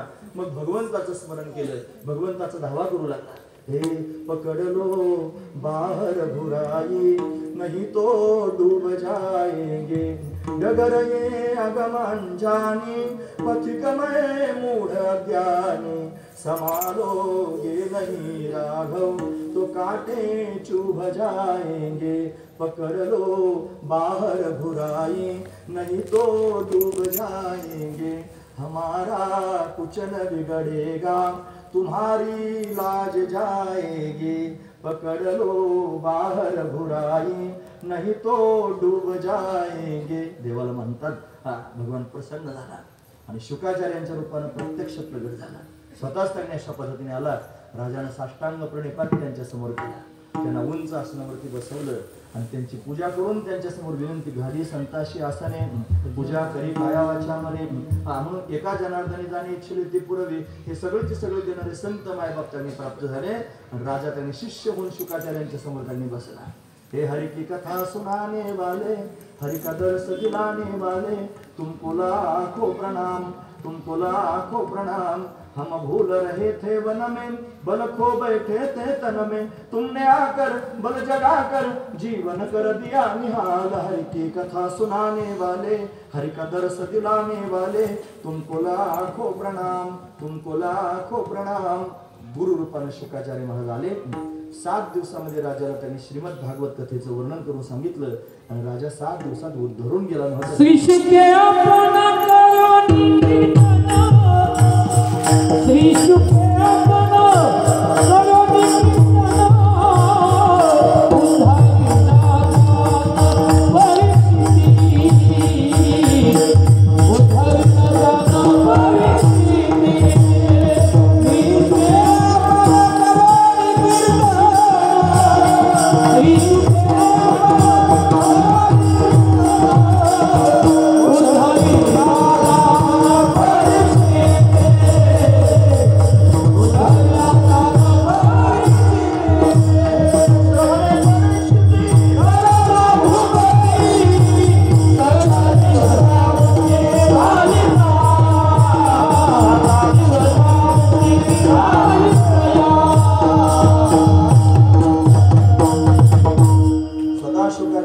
कीर्तन करून राजाचा उद्धार केला.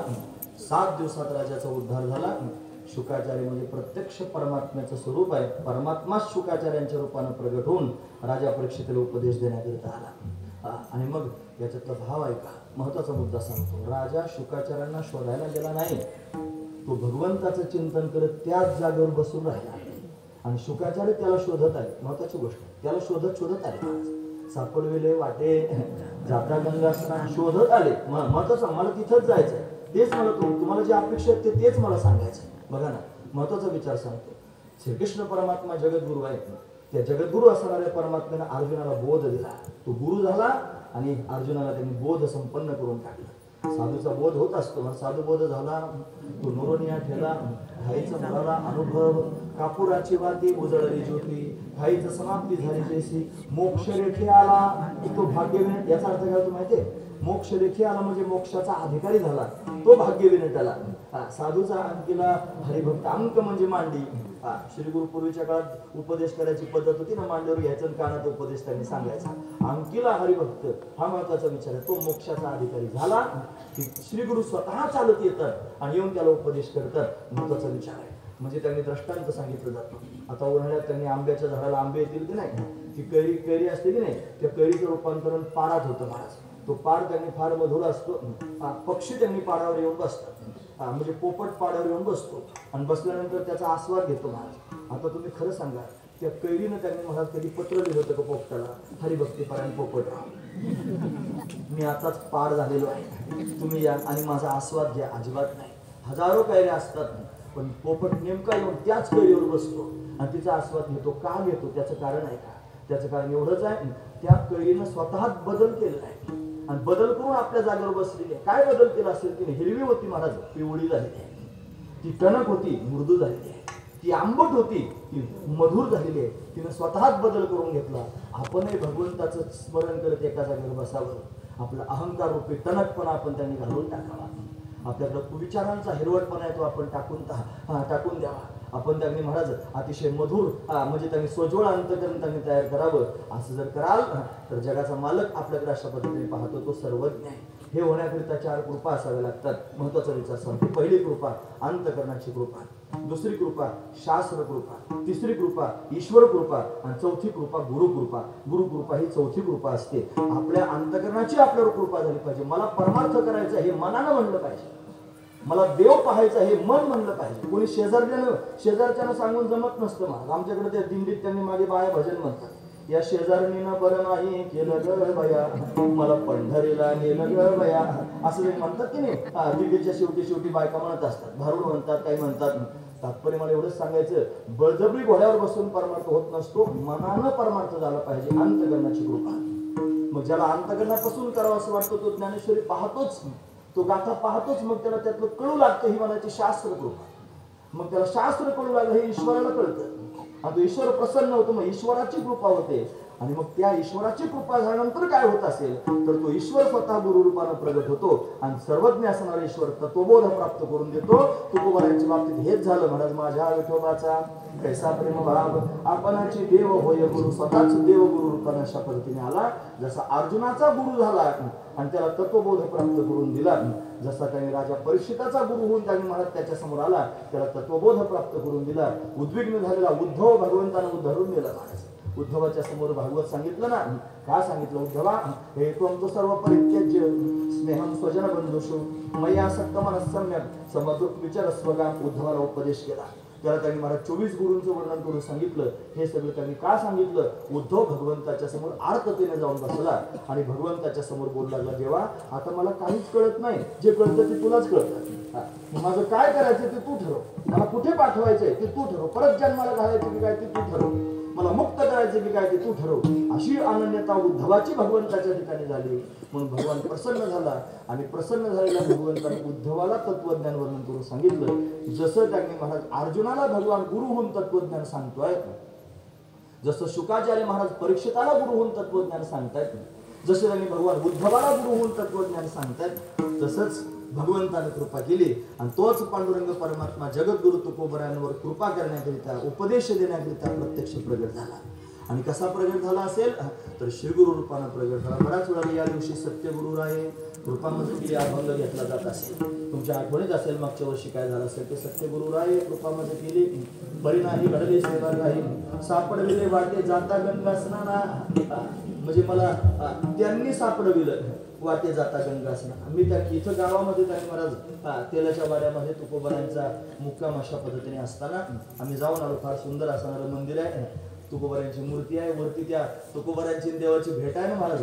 पाहतच राहावीशी वाटते. 2 मिनिटं तरी उभं राहून मनुष्य पाहणार म्हणजे पाहणारच महाराज त्याच्याकडे.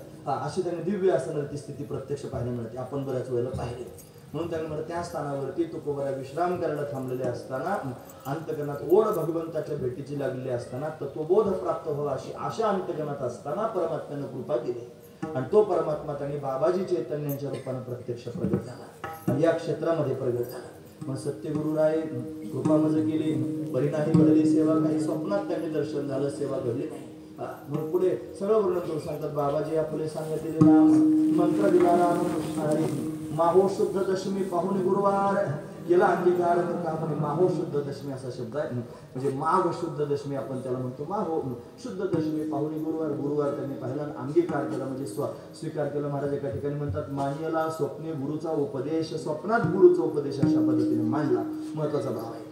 अशा पद्धतीने श्री गुरूंनी भगवंताने माझ्यावर त्यांनी कृपा केली. अजून तुकोबारांचे अभंग माझे पाठ आहेत महाराज. सांगू का? तुकोबारा म्हणतात पांडुरंगे सत्य केला अनुग्रह. निरसोने संदेह बुद्धिभेद. जीव शिवा सेज रचिले आनंदे. आवटावे पदी आरोहण. निजी निज रूपी निजविला तुका. अनुहत बालका हल्लरुगासे. तुकोबारांचा अभंग आहे. म्हणतात पांडुरंगे सत्य केला अनुग्रह.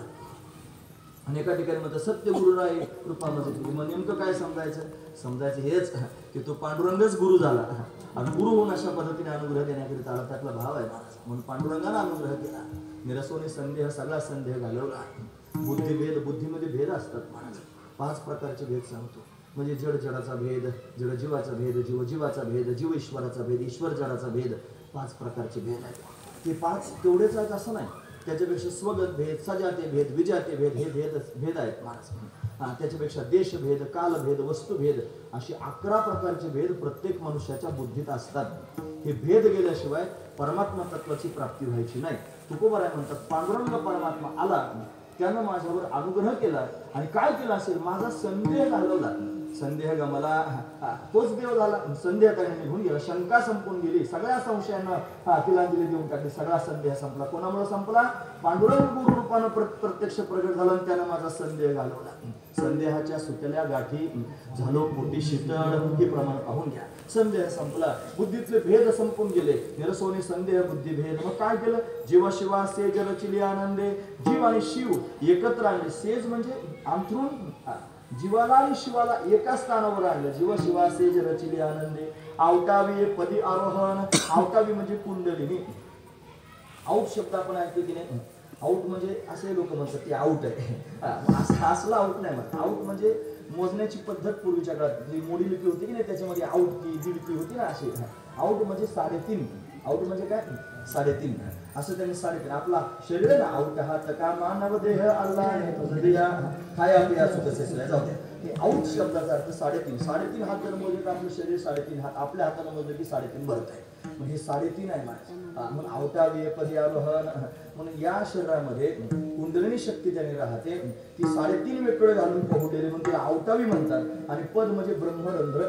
म्हणून कुंडलिनी शक्तीला माझ्या श्रीगुरूंनी कृपा करून ब्रह्मरंध्रापर्यंत नेऊन पोहोचवलं. आवटावी पदी आरोहण एक अर्थ झाला. दुसरा अर्थ सांगतो. आऊट म्हणजे काय हो? आपण आपल्या धर्मामध्ये ओंकार हा सिम्बॉल आहे. आपला मेन सिम्बॉल जर काय असेल ओम. त्या ओम मध्ये त्यांनी मला जायचं आकार, उकार, मकार आणि अर्धमात्रा. म्हणजे आकार उकार मकार हे झाले पूर्ण आणि अर्धा मात्र झालं म्हणजे अर्ध. म्हणजे 3 आणि अर्ध किती झालं? आऊट. आणि त्याच्यावर त्यांनी महाराज एक बिंदू असतो. तो बिंदू म्हणजे परब्रह्म. म्हणून आवटावे पदी आरोहण याचा अर्थ काय? त्या ओंकारामध्ये असणार जे परब्रह्म तत्व आहे त्या परब्रह्म तत्वाच्या ठिकाणी माझ्या श्रीगुरूंनी मला नेऊन पोहोचवले. आवटावे पदी आरोहण. निजी निजरूपी निजविला तुका. मला निज स्वरूपाचं ज्ञान प्राप्त करून दिलं आणि त्या निज स्वरूपाच्या ठिकाणी मला झोपविलं. मी शांतपणे तिथं पोहोचलेलो आहे. आणि अनुहत बालका हल्लरुगासी. अनाहत ध्वनी. आहत ध्वनी म्हणजे काय? त्याने जर मृदंगावर त्यांनी अशी थाप मारली त्याला आघात म्हणतात. आघात झाल्यानंतर जो ध्वनी होतो त्याला आहत ध्वनी म्हणतात. कोणत्याच प्रकारचा आघात न होता निर्माण होणारा जो ध्वनी आहे त्याला अनाहत ध्वनी असं म्हणावं. असा असणारा अनाहत ध्वनी आपल्या पिंडामध्ये त्यांनी वाहतवाय आणि तो ध्वनी त्याला अनुहत ध्वनी असं नाव आहे. आणि तो त्यांनी मला प्रत्यक्ष अनुभवाला येऊ लागला. आणि कोणामुळे अनुभवाला येऊ लागला? माझ्या श्रीगुरूंमुळे अनुभवाला येऊ लागला. म्हणून त्यांनी अनाहत ध्वनी त्यांनी प्राप्त झाला ही दिव्य स्थिती त्यांनी प्राप्त. हे बघा, मुक्त होण्याकरिता फार खटाटोपी करावे लागतात. मुक्त होण्याकरिता फार धावपळ करावी लागते. ज्ञानाशिवाय मुक्त होता येत नाही.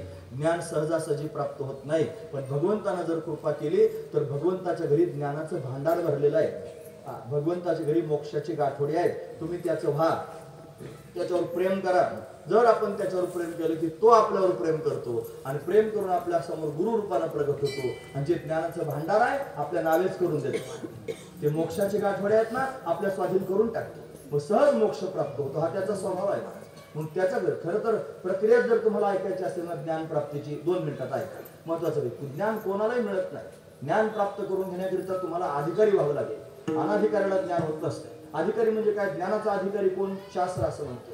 ज्या मनुष्याने या जन्मी किंवा पूर्वजन्मी निष्काम कर्म आणि निष्काम उपासना करून अंतकरणातील मल आणि विक्षेप हे 2 दोष निवृत्त केलेले आहेत. मल म्हणजे निषिद्ध कर्म करण्याची वासना आणि विक्षेप म्हणजे चंचलता. हे 2 दोष निवृत्त केलेले आहेत. आणि आवरण नावाचा दोष ज्याच्या चित्तात आहे. आवरण दोन प्रकारचे असतात.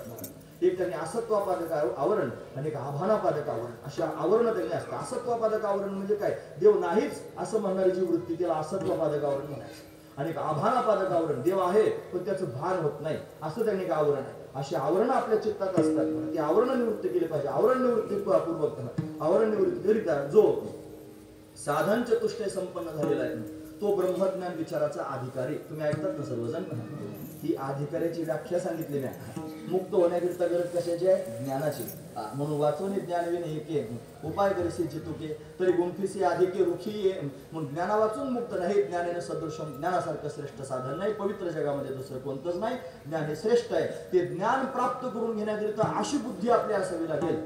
त्याला अधिकार त्यांनी प्राप्त व्हावा लागेल. हा अधिकारी सांगितला ज्या मनुष्याने या जन्मी किंवा पूर्वजन्मी निष्काम कर्म आणि निष्काम उपासना करून अंतकरणातील मल आणि विक्षेप हे 2 दोष निवृत्त केलेले आहेत.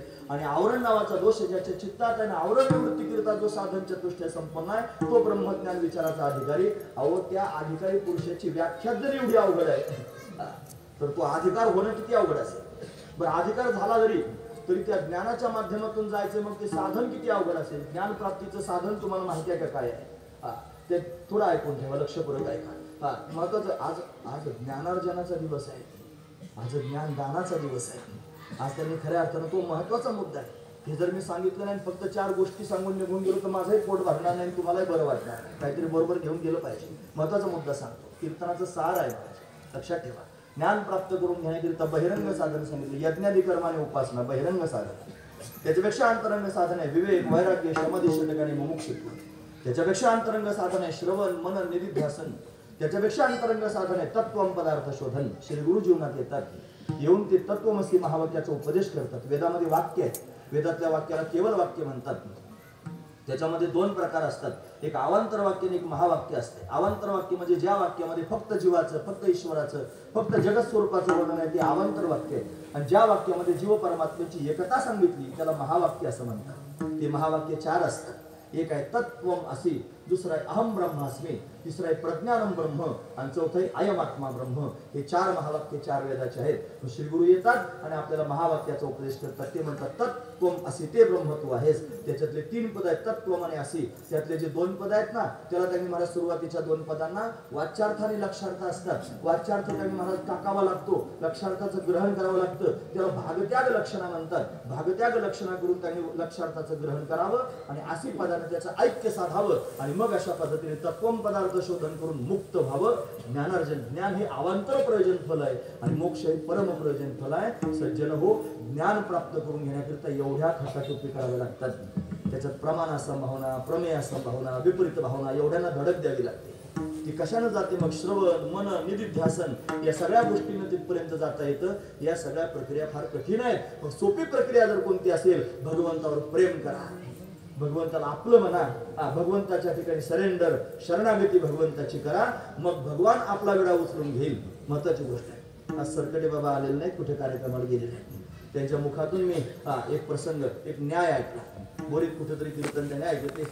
ते कायम सांगत असतात, एक मरकट किशोर न्याय आणि एक मार्जार किशोर न्याय. माकडाला झालेलं पिलू आणि मांजराला झालेलं पिलू. माकडाच्या पिलूला जगायचं असेल तर त्याला आईच्या पोटाला घट्ट धरून ठेवावं लागतंय. ती या झाडावरून त्या झाडावर उड्या मारते. ती म्हणते, बघ पडला, हात निसटला तुझा, पडला मेला, खलास, आपली जबाबदारी नाही. पण मांजराचं पिलू तसं नसतं, त्याचे डोळेच उघडत नाही. मग ती 7 घरं फिरत, हे काय पोथीतलं नाही, आपल्या अनुभवातलं. 7 घरं फिरते का त्याचे डोळे उघडे, तर तिला माहिती आहे पिलांचा बाप कसा आहे. नाश्त्यावरही 2-3 पिलं खाऊन जाईल बोका, अशी त्याची सवय असते बोक्याची. म्हणून त्यांनी महाराज ती त्या पिलाला एवढं सांभाळते. तसं त्यांनी महाराज महत्वाचं चिंतन आहे. माकडाचं पिलू त्याला जगण्याकरिता स्वतः परिश्रम करावे लागतात आणि मांजराच्या पिलाला मात्र जगण्याकरिता स्वतः परिश्रम करावे लागत नाहीत. तसं त्यांनी ज्ञानाच्या माध्यमातून, योगाच्या माध्यमातून, अन्य साधनांच्या माध्यमातून जाण्याचा प्रयत्न कराल तर स्वतःच्या सामर्थ्यानं जावं लागेल. मग कली न घडे साधन, उचित विधिविधान, न कळे न घडे सर्वथा. या कलियुगामध्ये ते सगळं घडत नाही. मग भक्तिपंथ बहुसोपा, पुण्य नागवे पापा, येणे जाणे खेपा, येण्याची एके खंडती. भक्तिपंथ अतिशय सुलभ आहे, भक्तिपंथ अतिशय सोपा आहे. काय करावं लागतं भक्तिपंथामध्ये? भगवंतावर प्रेम करावं लागतं. पण प्रेम करणं हीच अशा पद्धतीची भक्ती आहे. काय म्हणून प्रेम कराल? आई म्हणून प्रेम करा, भाऊ म्हणून प्रेम करा, बाप म्हणून प्रेम करा, मित्र म्हणून प्रेम करा, गुरु म्हणून प्रेम करा. काय म्हणून जे म्हणून प्रेम कराल ते म्हणून त्यांनी भगवंतावर प्रेम करा. त्या रूपानं भगवान प्रत्यक्ष प्रगट होतो. महत्वाची गोष्ट आहे. उदाहरण म्हणून सांगतो. भारताच्या अनेक टोकांना त्यांनी भगवान वेगवेगळ्या रूपाने उभा आहे. राजस्थानमध्ये भगवान त्यांनी श्रीनाथ म्हणून उभा आहे. श्रीनाथ, त्याच्या डोक्याला केस नाही, मग चम्मन केली. का बरं चम्मन केली? म्हणजे ते भक्त होता आणि भोळा होता. त्या भोळ्या भक्ताला त्यांनी महाराज कोणीच नव्हतं, आई बाप भाऊ बहीण कोणी नव्हतं. मग त्याला त्यांनी लोक म्हणायचे, आता तुला कोणीच नाही, मग तू म्हातारा झाल्यावर तुझी सेवा कोण करेल? तू मेल्यानंतर तुला पाणी कोण पाजेल? अग्निसंस्कार कोण करेल? तू म्हणायचा माझा कन्हैया आहे ना, सहज म्हणायचा महाराज. त्याचा परिणाम काय झाला माहिती आहे? तो म्हातारा झाला, थकला आणि खरोखर त्यांनी महाराज भगवंताला करून आली. एका त्यांनी सेवकाचं रूप धारण केलं. भगवान त्यांनी आले आणि नंतर त्याची म्हातारपणाला सेवा केली. मी म्हणतो असं नाही, ज्ञानोबरांचं प्रमाण आहे ते ऋणवैपण देखोनी अंगी हे मी आपल्याच उत्तर लागे भक्ताची यातून त्यागी परिचर्या करी सेवा करण्याकरिता आला. तो ज्या वेळेला त्यांनी ग्रस्त अशा पद्धतीने मृत्यू पावला आणि त्यावेळेला त्यांनी महाराज भगवंताला स्वतः त्याचा अग्निसंस्कार केला. या महाराज हे विठोबा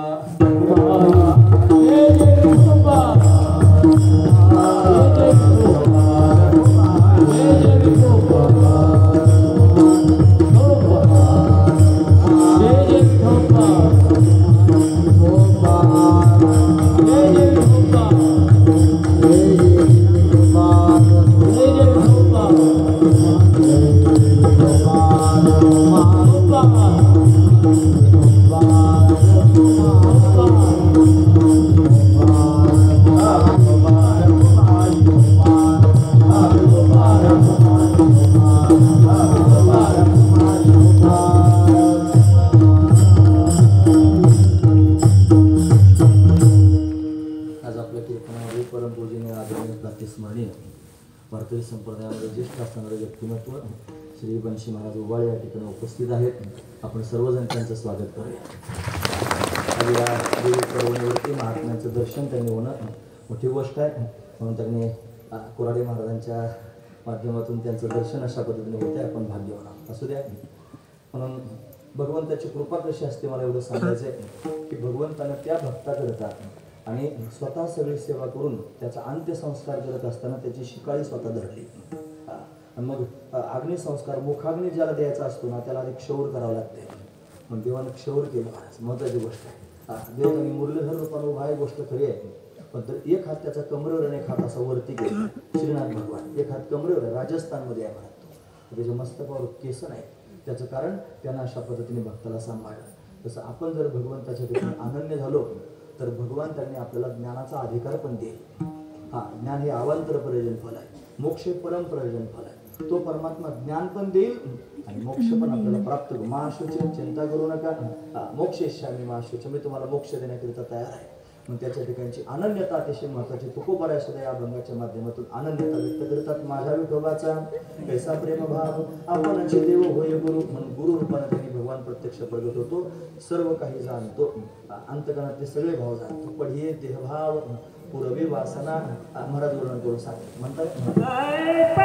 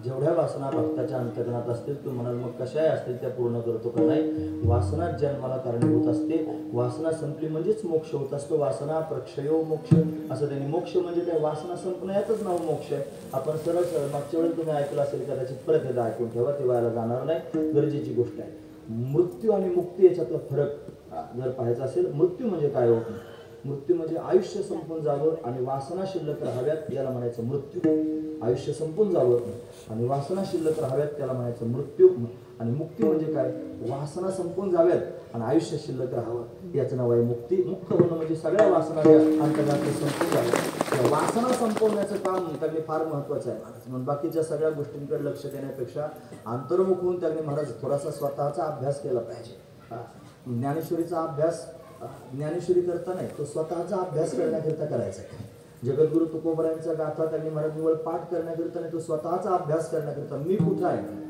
मी कोणत्या स्थितीत आहे मी कोणत्या अवस्थेत आहे हे पाहण्याकरिता आहे आणि मी काय करायची गरज आहे हे त्याच्यातून तपासून पाहण्याची नितांत आवश्यकता आहे महत्वाची गोष्ट आहे म्हणून तर गाथा भागवत ज्ञानेश्वरी अतिशय श्रेष्ठ आहे संस्कृतातले ग्रंथ आपल्याला कळत नाही साधू संतांचे आपल्याला उपकार आहेत म्हणून ते उपकार त्यांनी काय आहे तर त्याने तेच तत्वज्ञान प्राकृतात आणलं महत्व ज्या भगवंतानं श्वासातून वेद प्रगट केला अपौरुषय असणारा वेद आहे त्याच्यामध्ये त्यांनी वेदात फार कठीण प्रक्रिया पाहायला मिळाल्या त्रिकांडात्मक असणारा हा वेद आहे त्याच्यात कर्मकांड सांगितलं ब्राह्मणत्य वर्णन करू सांगितले त्याच्यात उपासना कांड सांगितलं आरण्यके सांगितले त्याच्यात ज्ञानकांड सांगितलं उपनिषद त्यांनी पाहायला मिळाले हे सगळं त्यांनी वेदातलं बारकाव आहे त्याने तो वेद आपल्या सर्वांना सहजासहजी कळत नाही म्हणून ज्यानं वेद प्रगट केला तोच त्या वेदातलं सार सांगण्याकरिता कृष्ण रूपानं प्रगट होऊन त्याने गीता जगाला सांगितले ती गीता संस्कृतात आहे सामान्य लोकांना कळत नाही तोच पुन्हा ज्ञानोबरांच्या रूपानं प्रगट झाला आणि त्यानं भावार्थ दीपिका जगाच्या समोर त्यातलाच भाव त्यातलाच अर्थ त्यांनी मला सर्व लोकांच्या समोर प्रगट केलं ते प्राकृतात आपल्या समोर आणलं श्रीमद भागवतासारखं श्रेष्ठ नाही महाराज जगात काही पण श्रीमद भागवताच्या जे आयोजन जर भागवताचं केलं ना महाराज तर ते पाप घालवतं ते त्यांनी मला पुण्य प्राप्त करून देतं जर श्रवण केलं तर ते पाप घालवतं त्याचं मनन जर केलं तर त्यांनी आत्मबोध प्राप्त करून देतं आणि जर निधिध्यासन केलं भागवताचं तर प्रत्यक्ष भगवत दर्शनापर्यंत घेऊन जातं एवढं सामर्थ्य आहे ते भागवत जगाला कळावं याच्याकरिता नाथांनी अट्टहास केला आणि ते प्राकृतात आपल्या समोर अशा पद्धतीने आणून ठेवून लोक म्हणायला लागले त्यांनी त्या काळातले की कोणी तुम्हाला सांगितलं प्राकृतात कसं काय भागवत आणलं जेवढं लिहिलं होतं तेवढं गंगेत बुडवायला लावलं महाराज गंगाच प्रगट झाली डोक्यावर घेऊन भागवत आलं इतकं श्रेष्ठ असणार ते भागवत आहे तुकोबरांची गाथा त्यांनी इंद्रायणी अशा पद्धतीने प्रगट केली हे सगळे चमत्कार तात्कालीन पाहायला मिळाले आता शेंबडे काही पण म्हणतात महाराज ते म्हणतात त्यांनी असं झालं असेल कारण तसं झालं असेल कारण जगातल्या समाजबंदीने त्यांनी गाथा अशा पद्धतीने वर आणली तारली ज्येष्ठांसमोर जास्त उद्धटपणानं बोलत जाऊ नये पण आता लोकांमध्ये जर हेच का व्हायचं लोक जर त्यांनी अशाच पद्धतीने बोलणार असतील तुकोबरा ज्ञानोबरांच्या चरित्राला तर आम्ही पण त्याच पद्धतीने बोललं पाहिजे किती दिवस आपण निवडत राहायचं महाराज आवश्यकता आहे बोलण्याची समाजासमोर या गोष्टी पण कळायला पाहिजे उगाच त्यांचा मला प्रचार करायचा नाही कोण म्हणतं त्याचं नावही मी सांगणार नाही महाराज त्याचं नाव सांगणं म्हणजे त्याचा प्रचार करणं फक्त ते सांगतंय ती जगामध्ये अशा पद्धतीने पसरतं हे मला सांगायचं सावध राहा जगद्गुरु तुकोबराय सदैव वैकुंठाला गेले हे माझ्या अंतकरणाला पूर्णपणे मान्य आहे महाराज महत्वाची गोष्ट मी तुम्हाला ज्याला मान्य नसेल ना महाराज ही गोष्ट त्यानं स्वतःला वारकरी म्हणून घ्यायचं नाही त्याला वारकरी संप्रदायातली कोणतीच गोष्ट मान्य नाही आपण असं ठरवायचं तुकोबराय सदैव वैकुंठाला गेले मागे कविश्वर झाले थोर थोर नेले कलेवर सांगा कोणी तुकोबा रामेश्वर शास्त्रीजी म्हणतात म्हणे रामेश्वर सकाळा पुसोने गेला तो विमानी बैसोनिया तो विमानात बसून अशा पद्धतीने गेला हे रामेश्वर शास्त्रीजीने आखो देखा लाईव्ह पाहिले प्रत्यक्ष जाताना तुकोबारानं वैकुंठाला महत्वाची गोष्ट आहे, म्हणून या सगळ्या गोष्टींना महत्त्व दिलं पाहिजे, त्याची गरज आहे. असू दे, आम्हाला एवढंच सांगायचं की संत वाङ्मय असं आहे की जे त्यांनी महाराज आपल्याला भगवंतापर्यंत घेऊन जातं. वेळ माझी संपून गेली महाराज त्या त्यांनी म्हणून त्यांनी आता बरेचसे चरण 5 चरणाचा आढळून आहे. मला जे महत्त्वाचं सांगायचं होतं आजच्या प्रसंगाला जे अनुरूप होतं तेवढं माझं सांगून झालेलं आहे. आता फक्त भगवंताची कृपा वर्णन करून सांगायची, ती कशी होत असते ते तुम्ही बारकाईनं पहा. मग तो पूर्वी वासना, सगळ्या वासना त्यांनी अशा पद्धतीने पूर्ण करतो. वासना जर शिल्लक राहिली तर परत जन्माला यावं लागतं, म्हणून त्याच्या सगळ्या वासना पूर्ण करतो. तुमच्या माहितीकरिता उदाहरण वजा सांगतो. अर्जुन एकदा काम्यक वन पाहायला गेला होता, सगळी कथा सांगायची नाही. तो काम्यक वन पाहायला गेलेला असताना त्याच्या मनात त्यांनी भाव निर्माण झाला, माझी सुभद्रा जर इथं असते तर किती बरं झालं असतं. सुभद्रा म्हणजे अर्जुनाची मावशी नाही ना, म्हणजे तुम्ही ऐकता आता, ती त्याची धर्मपत्नी आहे. तिची आठवण तिला झाली. देवानं विचार केला, माझा भक्त आहे तो, त्यांनी महाराज पत्नीची आठवण करतो, काय करावं. घोड्याचा खराडा करणारा हा देव त्यांनी महाराज स्वतःच सुभद्रेचं रूप धारण करून त्याच्या समोर गेला. त्याने काय संवाद करायचा तो तिथे संवाद केला. मग त्यांनी परत फिरायच्या वेळेला आठवण म्हणून एक अंगठी अशा पद्धतीने, तुम्हाला सगळा प्रसंग माहिती आहे. मला एवढंच सांगायचं, त्याला जर वाटलं ना भक्ताच्या मनामध्ये असं पाहिजे, तो तसं होण्याकरिता तयार होतो. तो काही होण्याकरिता भक्ताकरिता तयार होतो. तो आपल्याकरिता त्यांनी मत्स्य कुरुमादी सुकर सुद्धा त्यांनी अशा पद्धतीने होतो. मोहे धाव घाली पाना नाम घेता पंढरी राणा, हा त्याचा स्वभावच आहे. म्हणून पूर्वी वासना अशी त्यांनी स्थिती आहे. तो भक्तांना सांभाळण्याकरिता त्याच्या मागे पुढे उभा राहत असतो.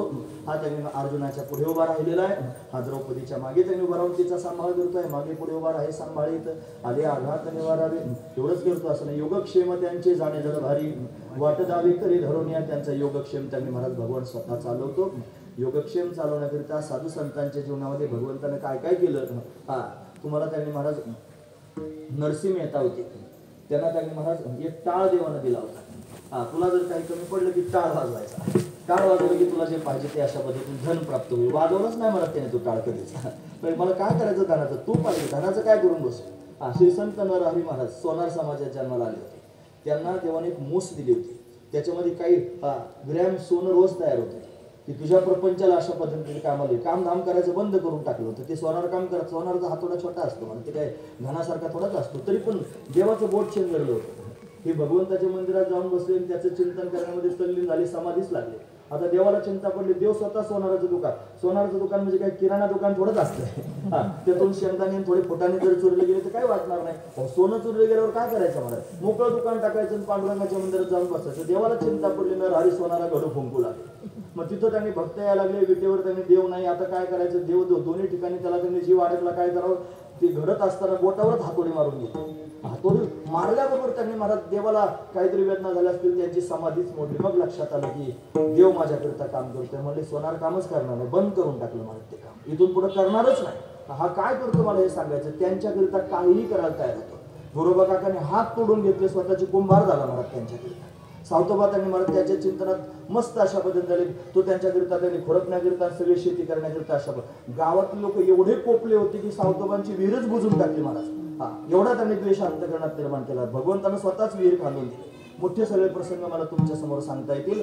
हा भक्तांच्या मागे पुढे उभा राहतो, त्यांना सांभाळतो. त्याचबरोबर त्यांनी महाराज त्यांना सगळ्या संकटात अशा पद्धतीने त्यांच्यावर उभा राहतो. त्यांचा योगक्षेम स्वतः अशा पद्धतीने त्यांनी चालवतो. हे सगळं मी तुमच्या समोर सांगतोय का, मला त्याचा अनुभव आलेला आहे. तो का म्हणे साक्षी आले, ते साक्षी अनुभवाला आलेले आहे, ते मी तुमच्या समोर सांगतो. माझं म्हणणं जर तुम्हाला पटत नसेल, माझ्या म्हणण्यावर जर तुमचा विश्वास बसत नसेल तर तुम्ही स्वतःच पुराणांना विचारून बघा ना. तुका म्हणे नाही विश्वास,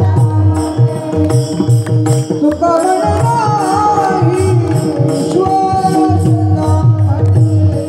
तुका म्हणे नाही विश्वास, तुका म्हणे नाही विश्वास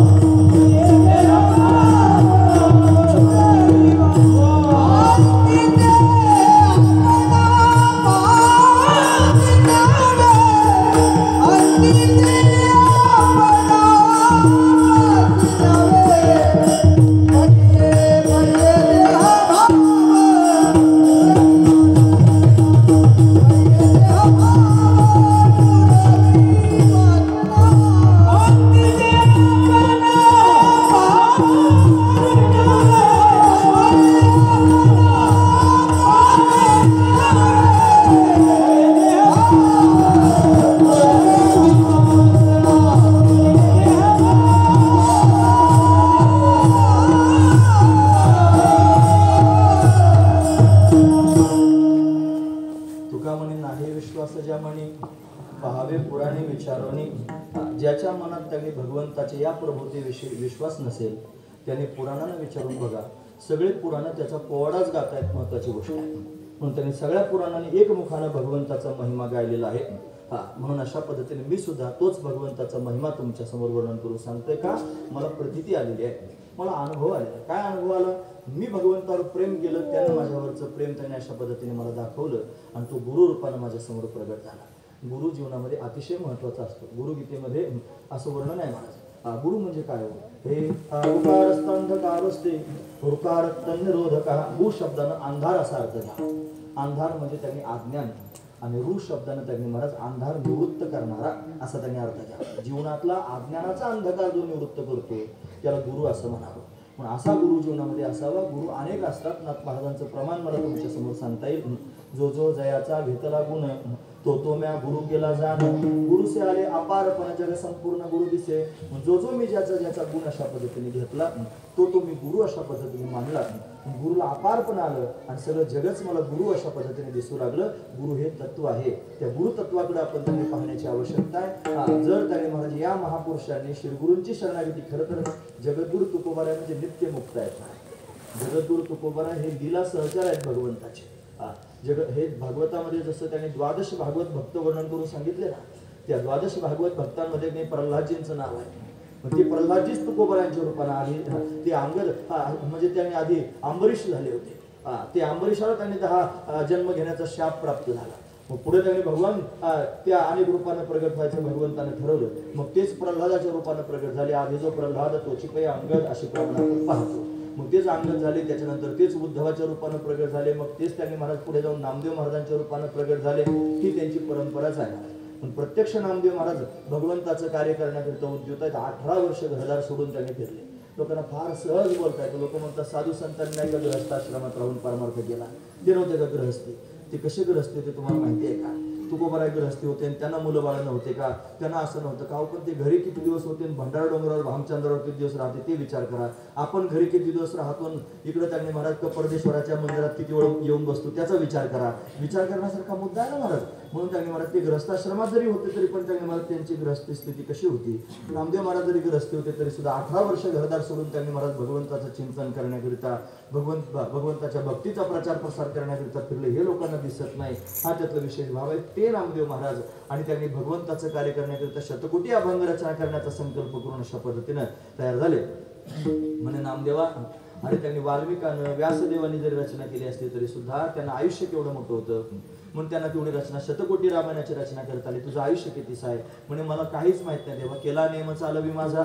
मग भगवंतालाच करून आली. मग देवानं सुद्धा अभंग लिहायला सुरुवात केली. सगळ्या लोकांनी अभंग रचना केली तरी त्यातले थोडेसे शिल्लक राहिले.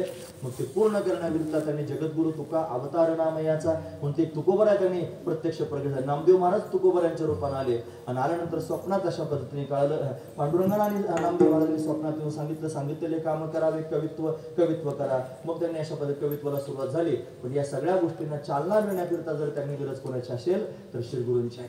श्रीकृष्ण परमात्मा प्रभू रामचंद्र प्रगट झाले. रामाला सुद्धा त्यांनी महाराज वशिष्ठांकडे तत्वबोध प्राप्त करून घेण्याकरिता जावं लागलं. रामाकडे काय कमी आहे महाराज? राम स्वतःच बोध आहे. तो राम त्यांनी गुरुजींच्या घरी गेला. जर रामानं गुरु केला नसता तर लोक म्हणले असते गुरु करायची गरज नाही. कृष्ण परमात्मा स्वतः सांडीपणी ऋषींच्या आश्रमात दुर्वासाजींना गुरु मानत होते भगवान श्रीकृष्ण परमात्मा. एवढे त्यांनी महाराज संतांची सेवा करणारे भगवान आहेत. त्यांनी जर गुरु स्वीकारला नसता तर इतर लोक सुद्धा म्हणले असते गुरु करायची काय आवश्यकता आहे. म्हणून त्यांनी महाराज गुरु हे तत्व आहे ते अतिशय महत्वाचं आहे आणि ती स्वीकारण्याची गरज आहे महाराज. म्हणून त्यांनी महाराज जगद्गुरु तुकोबारायांना सुद्धा त्यांनी महाराज गुरु शोधायला द्यायची गरज पडली नाही. गुरुची गरज आहे ना. मग ज्या देवाची शरणागती केली तो देव स्वतःच गुरु रूपानं प्रत्यक्ष प्रगट झाला आणि प्रगट होऊन त्यांनी बोध प्राप्त करून दिला आणि त्या बोधाची दिव्य स्थिती त्यांनी जगाच्या समोर तुकोबारायांनी मांडली. त्यांना आलेले अनुभव गुरुकृपेची त्यांनी सांगतात. लक्ष मला माहिती आहे वेळ संपून गेली. 9 वाजून 2 मिनिटं झालेली आहेत. जास्त काय बांध अजून रेटला नाही तुमचा. थांबणार आहे 4-5 मिनिटांमध्ये मी. पण कशाकरिता आपण उपस्थित, त्याच्याच करिता उपस्थित झालो ना. का गुरुकृपा प्राप्त करून घ्यायची? गुरुकृपा प्राप्त झाल्यानंतर काय होतं हे कळायला पाहिजे की नाही. तुकोबरायांच्या शब्दात सांगतो. ते म्हणतात हे रक्तश्वेत कृष्ण पीतप्रभा भिन्न चिन्मय अंजन सुदले डोळा तेने अंजन गुणे दिव्य दृष्टी झाली कल्पना निमाली द्वैताद्वैत देश काल वस्तू भेद मावळला आत्मा निर्वाळला विश्वाकार न झाला प्रपंच आहे परब्रह्म अहम सोहम ब्रह्म आकळले तत्वमसी विद्या ब्रह्मानंदी सांग त्याची झाला अंग तुका आता मी स्वतःच त्या स्थितीत गेलो नाही का झालं हे सगळं चिन्मय अंजन सुधले डोळा माझ्या डोळ्यात अंजन घातलं कोणी घातलं माझ्या श्री गुरूंनी घातलं काय अवस्था प्राप्त झाली म्हणजे झाला प्रेतरूप शरीराचा भाव लक्ष्याला ठाव स्मशानीचा रडती रात्रंदिवस काम क्रोध माया म्हणती हाय हाय यमधर्मा वैराग्याच्या शेणी लागल्या शरीरा ज्ञानांनी तो झाला ब्रह्मत्वेसी दिली तिलांजली कुळनाम रूपासी देहजाचा त्यासी समर्पिला फिरविला घट फोडिला चरणी महावाक्य ध्वनी बोंब झाली तुका म्हणे रक्षा झाली आपोआप उजळला दीप गुरु कृपा गुरुची कृपा झाली आणि दिवाच लागला ज्ञानाचा आणि त्या ज्ञान दीपकानं काय केलं असेल तर ही अवस्था प्राप्त करून दिली दिव्य स्थिती मिळाली अनुरेणुया थोकडा तुका आकाशा एवढा गिळून सांडले कलेवर भवभ्रमाचा आकार सांडली त्रिपुटी दीप उजळला घटी तुका म्हणे आता उरलो उपकारा पुरता तुकोबरांच्या मुखातून वेदातल्या श्रुती बाहेर पडायला लागल्या श्वेता शतोपनिषदामध्ये त्यांनी असणारी श्रुती आहे अनुरणीयान महतो महियान आत्मस्य जंतुर निहितो गुहायाम तमकर्तो पश्यति वितशोका धातू प्रसादान महिमान आत्मन त्या श्रुतीचा अनुवाद तुकोबराय करतात तुका आकाश एवढा अनुरणीया थोकडा तुका आकाश एवढा ही अवस्था प्राप्त झाली परमार्थातली आणि कशाने जर प्राप्त झाली असेल तर श्री गुरु कृपेचा दीपक लागला जीवनामध्ये आणि त्याने ही स्थिती प्राप्त झाली पण श्री गुरु त्यांनी भेटावीत असा अट्टहास अंतःकरणामध्ये त्यांनी केला नाही भगवंताची कृपा प्राप्त करून घेतली त्याचा परिणाम देवानं कृपा केली आणि मग अंतःकरणाची कृपा आपण या 4 कृपा पाहिल्या त्यातली शेवटची गुरु कृपा ती अशा पद्धतीने प्राप्त झाली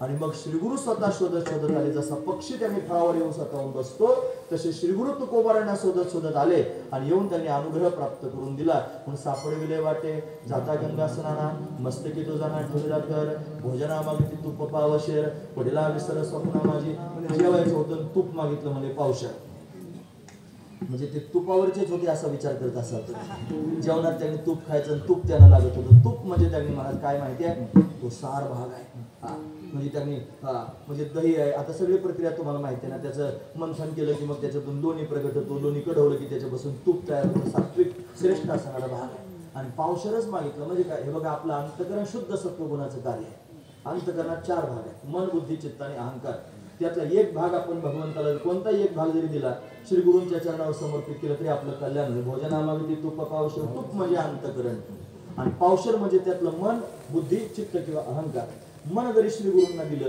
तरी पण त्यांनी उद्धार होईल महाराज मन लावा एकांती साधू संगे जतन करा धावते सेरा ओढाळ हे सुमत महाराज अभंग घ्यायचे महाराजांना ते त्यांची ती भाषा शैली काय वेगळीच होती असू द्या आता ते सांगायला माझ्याकडे वेळ शिल्लक राहिला नाही म्हणून त्यांनी महाराज मन ही त्यांनी वस्तूच आहे ती भगवंताला श्रीगुरूंना जर आपण दिली तर तेवढ्यानंच आपलं कल्याण होईल बुद्धी जर आपण त्यांच्या चरणी ठेवली तर तेवढ्यानं कल्याण होईल जर त्यांनी महाराज चित्त आपलं श्रीगुरूंना आपण देऊन टाकलं तेवढ्यानंच कल्याण होईल आपला अहंकार जर आपण त्यांच्या चरणी लीन करून टाकलं आणि त्यांचं दास्यत्व जर आपण स्वीकारलं तेवढ्यानंच कल्याण होईल भोजन आमागती तू पावशेर पडिला विसर स्वप्ना माझी काय कळे उपजला अंतराय म्हणून या काय परा झाली राघव चैतन्य केशव चैतन्य सांगितले खुन मालिकेची त्यांनी त्यांची मालिका सांगितली राघव चैतन्य केशव चैतन्य सांगितले खुन मालिकेची स्वतःचं नाव सांगितलं बाबाजी आपुले सांगितले नाम मंत्र दिला रामकृष्ण हरी स्वतःचं नाव सांगितलं बाबाजी आपुले सांगितलं काही लोक म्हणतात बाबाजीने आपुले सांगितलेले नाम तसं नाही बरं ते बाबाजी आपुले सांगितले नाम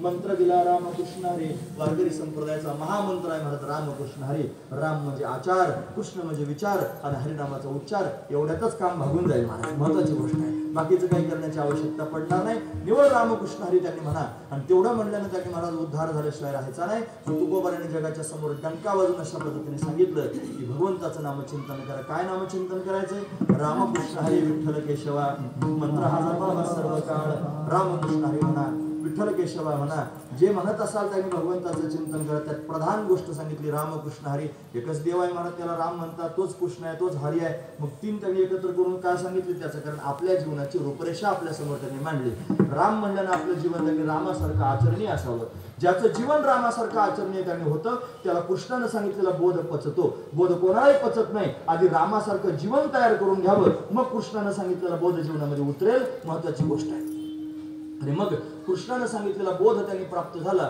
की त्या बोधानं जीवनमुक्त स्थिती प्राप्त होईल. मग कर्तव्य अभावता स्थिती निर्माण झाली. काम नाही झालो पाहिजे रिकामा, अशी रिकामी अवस्था झालं. मग काय करणार आहात? मग हरिनामाचा उच्चार, तो हरिनामाचा उच्चार त्यांनी गोड आहे महाराज, तो फार आनंददायक अशा पद्धतीचा आहे. म्हणून त्यांनी भगवंताचं नामचिंतन हे सुरुवात करून देतं. बीजाने फळ हरीचे नाम, म्हणून सुरुवात भगवंताच्या नामानं होते आणि त्या नामानंच त्यांनी शेवट होतो. तेच नाम त्यांनी आनंद देणार आहे. म्हणून त्या नामाचा त्यांनी डंका जगद्गुरु तुकोबरा त्यांनी वाजवतात. कोणी जर दिलं असेल तर ते नाम ते त्यांनी महाराज माझे मनीचा जाणून या भाव तो करी उपा गुरुराव आवडीचा आनंद सांगितला सोपा जेणे घरी गुंफा होते काही, अशी सगळी प्रमाण गुरु परंपरेतले आपण त्यांनी पाहू शकतो. म्हणून संपूर्ण त्यांनी भाव आपल्या डोळ्यासमोर उभा आहे. म्हणून बाबाजी चैतन्य महाराज जगद्गुरु तुकोबरा यांच्या समोर आले आणि त्यांच्या मस्तकावर त्यांनी हात ठेवला. लावून या हात कुरवाळेला माथा सांगितले चिंता न करावी, कटिकर समचरण साजिरे राहिला भिवरे उभा कुंतले साया सानिकया जीवा धरले केशवा पाय तुझे. त्यांनी मला सांगितलं, हात डोक्यावर हात फिरवला, कुरवाळलं, फार प्रेमानं तुझं नाव सांगितलं देवा, तुझ्या चरणानं मी आता दृढ झालेलो आहे. महत्वाची गोष्ट आहे. हाच त्यातला भाव आहे. आपण काय करावं? त्यांच्याकडे पाहावं आणि पाहून त्यांनी आपलं जीवन सुद्धा अशाच पद्धतीने भगवंताच्या चरणी समर्पित करून टाकावं. संत कृपा करतात म्हणजे काय एवढं सांगतो, लगेच एक मिनिटात थांबतो. संतांची कृपा होणं म्हणजे शास्त्रीय परिभाषेत वक्तेबाबांकडून मी ऐकले ते म्हणायचे त्यांनी संतांची कृपा होणं म्हणजे शक्तिपात होतं. 4 प्रकाराने शक्तिपात करतात. एक शब्द शक्तिपात असतो, दुसरा स्पर्श शक्तिपात असतो, तिसरा दृक शक्तिपात असतो आणि चौथा स्वप्न शक्तिपात असतो. 4 प्रकाराने कृपा करतात. शब्द शक्तिपात करतात म्हणजे काय? त्याला सांगतात तत्त्वम असे ते ब्रह्मत्व आहे शब्द शक्तिपात. तर स्पर्श शक्तिपात करतात म्हणजे काय? त्याच्या मस्तकावर हात ठेवतात. हात ठेविला मस्तकी प्रसाद देऊन केले सुखी निळोबरा त्यांनी म्हणतात. येऊन या कृपावंते तुकया स्वामी सद्गुरुनाथे हात ठेविला मस्तकी प्रसाद देऊन की. लोक म्हणतात तुकोबरा वैकुंठहून आले आणि निळोबरांच्या हातात त्यांनी खोबऱ्याचा एक तुकडा आणि खडीसाखरेचा खडा दिला. इथं मिळतच नव्हतं ते, म्हणजे खोबरं आणि खडीसाखर दुर्लभ झालं होतं, वैकुंठातून आणलं तसा अर्थ नाही. कृपा केली म्हणजे काय केलं? प्रसाद दिला म्हणजे काय केलं? अनुग्रह केला. आणि तो त्यांनी महाराज दिव्य शक्तिपात अशा पद्धतीने मस्तकावर हात ठेवला. नामदेव महाराज म्हणतात चित्र विसा प्रेमाचा पिसा त्याने नामा कैसा उपदेशिला, म्हणजे मस्तके ठेवला हात श्रवणी सांगितली मात पदपिंड विवर्जित केला नाम्या. नामदेव महाराजांचं प्रमाण आहे महाराज. म्हणून त्यांनी मस्तकावर हात ठेवला. निळोबरा आहे पण अशाच पद्धतीने म्हणतात. म्हणजे ही त्यांनी परंपरा संतांची आहे. हा स्पर्श शक्तिपात आहे. दृक शक्तिपात दृष्टीनं पाहतात. कासव जसं त्यांनी आपल्या पिलाकडे पाहतात ते कासवी पाहून पिलं जसे वाढतात तसे संत कृपा दृष्टीने पाहतात. कृपा कटाक्ष निहाळलेले आपल्यामध्ये बैसविले बापर कुमादेवर विठ्ठले भक्ताचे धने वरदान अशा पद्धतीने दृष्टीनं कृपा करतात आणि स्वप्नात जाऊन कृपा करतात. पण बाबाजी चैतन्य महाराज स्वप्न सिद्ध आहेत. त्यांनी स्वप्नात जाऊन तुकोबरांना उपदेश केला. तसे तुकोबरा स्वप्न सिद्ध आहेत. तुकोबरांनी सुद्धा दोघांना स्वप्नात उपदेश केला. लक्षपूर्वक आहे का? हा महत्वाचा मुद्दा समजा. तुकोबरांनी श्री संत महिपती महाराजांना स्वप्नात जाऊन अनुग्रह दिला. महिपती महाराज म्हणजे संत कवी, यांनी सगळ्या संतांची चरित्र लिहिली. स्वप्नात गेले तुकोबरा आहे. स्वप्नात माळ घातली तुळशीची आणि कपाळाला बुक्का लावला. जेव्हा जागे झाले ना, जागेपणी कपाळाला बुक्का होता आणि गळ्यात माळ होती. मग अनुग्रह तुकोबरांचा प्राप्त झाला. जगद्गुरु तुकोबरांनी बहिणाबाईंवर कृपा केली. कोल्हापुरात बहिणाबाई होत्या. त्यांचं गाव शिवूर आहे. पण कोल्हापुरात अशा पद्धतीने गेलेले असताना तुकोबरा स्वप्नात गेले आणि स्वप्नात जाऊन अशा पद्धतीने तुकोबरांनी बहिणाबाईंवर कृपा केली. स्वप्नातही कृपा करतात, शब्दानं कृपा करतात, स्पर्शानं कृपा करतात, दृष्टीनं कृपा करतात आणि स्वप्नात जाऊन कृपा करतात. हा त्यांचा अधिकार आहे. पण बाबाजी चैतन्य महाराज स्वप्न सिद्ध आहेत. ते त्यांनी तुकोबरांच्या स्वप्नात आले आणि स्वप्नात अशा पद्धतीने अनुग्रह केला. म्हणून तुकोबरा म्हणतात मानियला स्वप्ने गुरुचा उपदेश. मी श्रीगुरूंचा उपदेश स्वप्नामध्ये मांडला आणि मी कृतार्थ झालो. तो आजचा दिवस आहे. माहो शुद्ध दशमी पाहुणे गुरुवार केला अंगीकार तुका म्हणे. अशा पद्धतीने त्यांची माझ्यावर कृपा झाली आणि मी कृतार्थ झालो. हा त्यातला भाव आहे. आजच्या प्रसंगाला जेवढं अनुरूप करणे अशा पद्धतीने होतं. मी तुमच्यासमोर नक्की बोलण्याचा प्रयत्न केला. अल्पशा वेळेमध्ये त्यांनी कितीचं वर्णन करून सांगणार आहे. म्हणून त्यांनी मला जेवढं माझ्या बुद्धीला त्यांनी वर्णन करून सांगता येईल नक्की त्यांनी तुमच्या समोर मांडण्याचा प्रयत्न केला. झाले सेवा साधू संतांच्या चरणी त्यांनी समर्पित करून आपण या ठिकाणी थांबणार आहोत. तो देव त्यांनी गुरु रूपानं प्रगट होतो म्हणजे काय करतो? तो संतांच्या रूपानं प्रगट होतो. संत म्हणजे काय हो? आपले श्रीगुरु हेच संत आहेत. गुरु हा संतकुळीचा राजा, गुरु हा प्राण विसावा माझा, गुरुविन देव नाही तुझा. श्रीगुरु सारखा असता पाठीराखा इतरांचा लेखा कोण करे. श्रीगुरुच खरे देव आहेत. गेले विसरून खऱ्या देवा. तुका म्हणे कैसे आंधळे जन गेले विसरून खऱ्या देवा. श्रीगुरु हेच आपले देव आहेत. श्रीगुरुच आपले संत आहेत. श्रीगुरुच आपले सर्वस्व आहेत. असे श्रीगुरु जर कोण असतील तर ज्ञानोबरा आहेत, तुकोबरा आहेत, चैतन्य महाराज आहेत. मोठ्या प्रेमाने त्यांचं चिंतन करून त्यांनी पुढील प्रसंग पाहूया. हे ज्ञानेश्वर